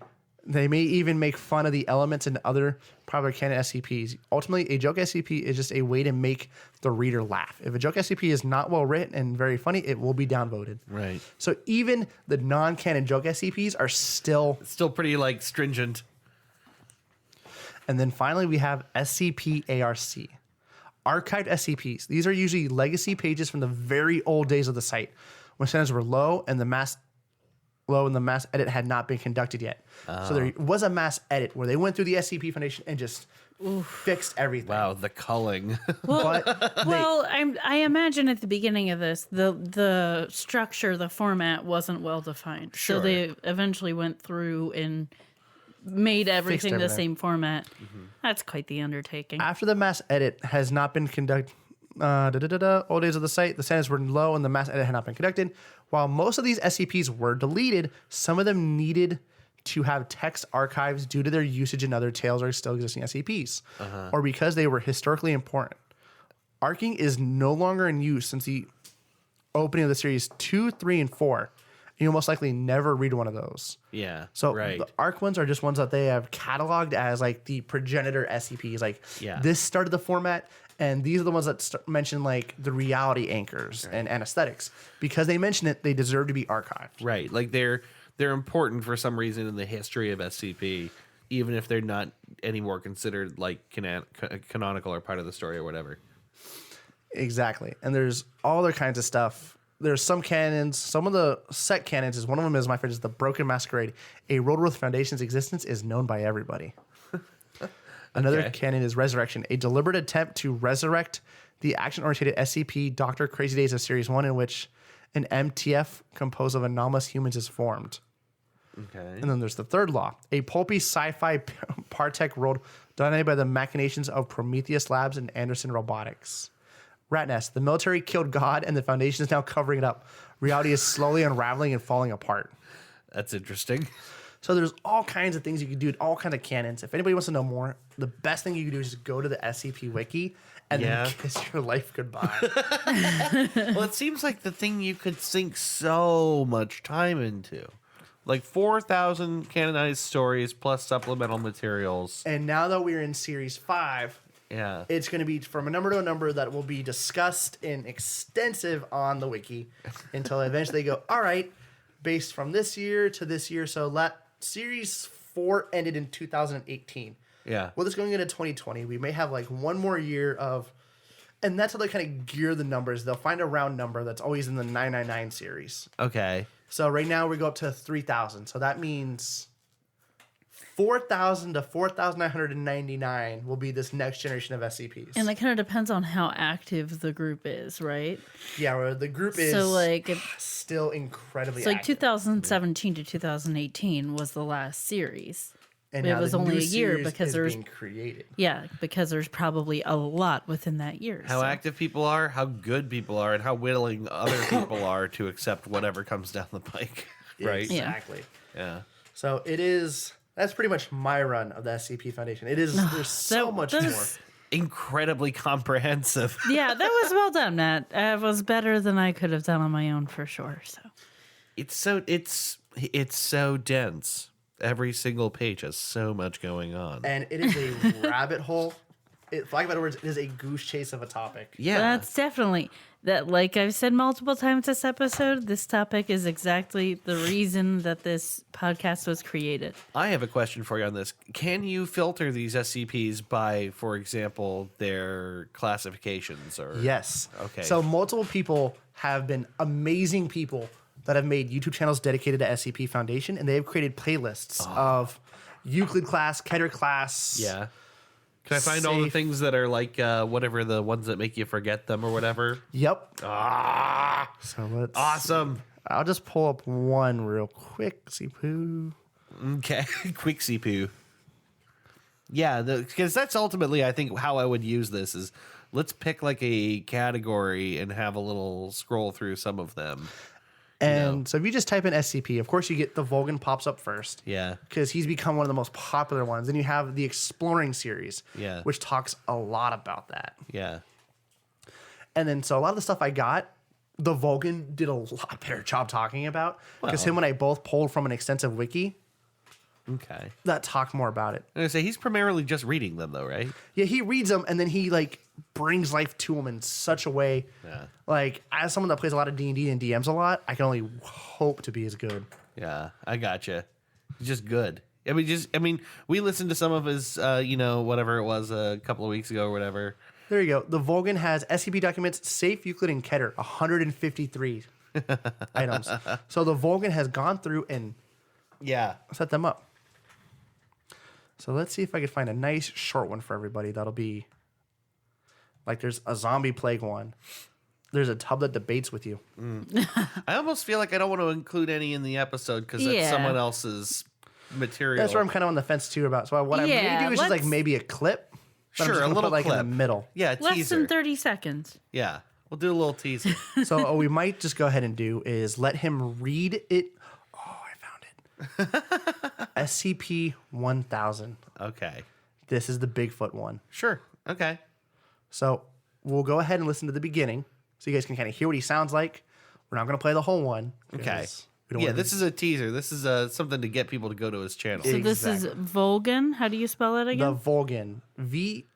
Obviously the Volgun. Okay. Good morning, everyone. You want to put it in front of the My name mic, is probably. Researcher Miller, and the SCP we're going to be studying today is SCP-1000. The big one. It's not really a big one, it just happens to be 1000. Anyway, I digress. Object class, Keter. Special containment procedures. All media reports related to SCP-1000 are to be examined for potential verifiability. All organizations and individuals... So that's a brief entry to what he talks about, like how he discusses it. Is he's talking like a professor that is reading these SCP documents. Yeah, it feels like you're in a classroom, like you're being prepared And he to does such a good job to join the I found SCP him Foundation. by accident. Does he have video with it, or is it just audio? He actually has video with his series, so we're usually kinda like we'll do a a- little bit more teaser if you guys hear in the background. It's usually like stock video and the text Oh, scrolling okay, gotcha, by. gotcha, And now- gotcha. I remembered we watched some of them, but I couldn't remember what it The looked like. script he reads off will be on the right side, Yeah. and then like right now, SCP-1000 is Bigfoot. There's pictures of Bigfoot that'll change throughout the presentation, like he's doing a slideshow. Yeah. That's just cool. I actually so really like the aesthetic of that too. Yeah, it looks cool. It sounds cool. His voice is great, and he just Yeah, he does have a really good voice. yeah. Some YouTube people are so annoying. It's always refreshing when you find one who isn't. You My almost favorite wonder is how they keep doing hey it. guys, what's up? Welcome Oh, back God. to Insert Channel here. Yeah. Smash that button. Make sure you smash that like button. Give me a follow. Let's get this party started. By halfway through the sentence, I'm already like, nope. And then like cut to like one of those bajillion channel intro videos that they got from a stock video site.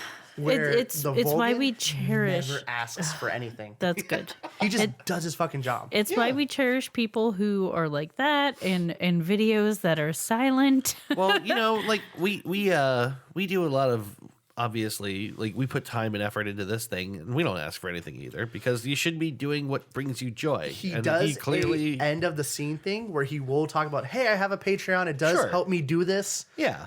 And But I think it's very different from begging me at the beginning of the video Yeah. to smash that like Or button. having so much fake charisma just to try to get people to be around. Ugh. It's, yeah. There is a YouTuber mode that's just Yeah. the same. Well, it's the same as like radio personalities, how they Yeah. all fall into this radio voice. Why do we They all call- talk like this? They actually call that throwing up. That's, yeah, right, that right, right. style of talking is, Yeah. is throwing up your voice. Yeah. And I fucking hate it. I'm sure they mean like throwing up, like pitching more than puking, right? Yeah, Is how but he it's like it comes from the throat. Yeah. Every Oh, yeah. single syllable is oh, pushed God, I from hate the it. throat. I hate that. Yeah, Makes people just like fucking kick their puppy. this is I really just DJ puppies like WizKid in the morning. DJ WizKid. Yeah, I don't know. I like it. So I fucking hate that voice. for any of you people that do YouTube, this is how you ask for Patreons. I fucking love this. Okay. Oh, I hope I have volume. Huh? Listening. Spooky. You are all dismissed. Thank you. Come on. Come on. Talk, you bitch. Ask me for money. So, because what he does is, for context, he has a picture of it that says, thank you to my Patreons. And it has like Yeah. different things. Yeah. And so, like, look at that one, he didn't have it. So, anybody that has a, that was apparently a really bad one. So, whoever has like a higher donation, 1000. Yeah, they'll like appear on the patrons list. so they all appear on the patrons list. Yeah. But he'll say, like, special thanks to, Yeah. and he'll read your name. Yeah. He'd be like, Dr. So-and-so, Dr. So-and-so. And one person actually had their name as SCP. Okay. And then he'll put you as like the 05 council on his Patreon log. Oh, that's cool. And if you're in that, he'll be like, thank you to so-and-so, thank you to so-and-so, thank you to so-and-so. That's how he does it. yeah. He finished the document. He goes, and those who are still here, thank you for listening. Yeah. I want to make special thanks to. And then he reads his top patron donators. Yeah. He says, thank you guys for making this possible. I appreciate it. Yeah. If you enjoyed it, give it a like. This is a good time for us to beg for money, I think, probably. Do you send us money? Yeah, just give us money. Send us money. Yeah, speaking of Patreon, we all have a Patreon. No. Fucking It's pay my us. email and PayPal me. No, we don't. We also take No. Cash App and Venmo. we're not in the business So of that, something I obviously. do want to mention that we are still working on is I've recently got a Cricut, and it's going to make it a little easier for us to make a prototype for the T-shirts that we talked about Yeah. and stuff like that. So that could be coming in the future. Just Oh, yeah. a little Goose little Chase note. merch might actually become a thing, Yeah. which would be fun. All of it. We're talking about making the established in shirt. That would So be we just fucking have dope. to Yeah, sit the one down from and our design Phantom it. Time episode where Yeah. we reveal that it's not the I year forget you even think what it the is. year was. It's like 17 Yeah, it's something. like 1700s. So does that mean Goose Chase is an SCP? Goose Chase. No, the timeline is an SCP. The Pope is an SCP.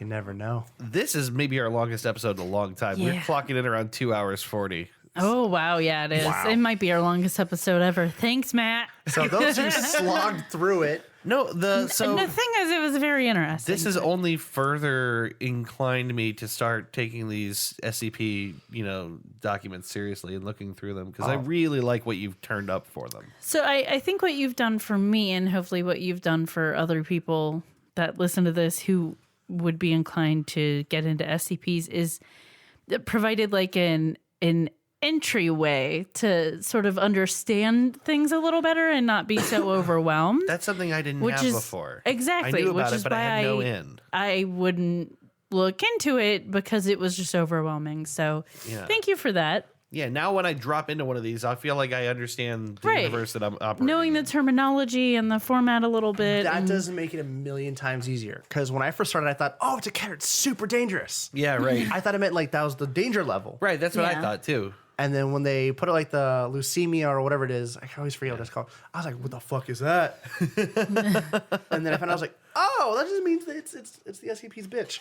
Yeah. But what a hugely complicated in-universe, series Yeah. of the things that you would not find out until way too late when It's- you didn't realize how important they were. It reminds me of Welcome to Night Vale. It Yes. reminds me of a lot of things. Warehouse 13 is a big. I just want to go watch that show now. But SCP Foundation will do that to you. Yeah. I know I'm going to spend some time with these soon, but for now, let's call it. It's been a long one. It's been kind of a long episode, Wrong but podcast. Gable, thank you for coming super prepared. yes, thank Thank you. you for having me. Yeah, Of course. I'm excited to see what I can find digging through these 4,000 The stories. moment you do, just let me know, and I will talk about SCP all fucking day with you. All right. Well, then for now, thank you out there for listening to Goose Chase. Goose Chase. We will see you probably next week with another episode. Oh my God, there That it was is a good again. one. That was a really good one. We will see you next time. Thank you for listening. Thank you for being here, Matt, and bye. Bye.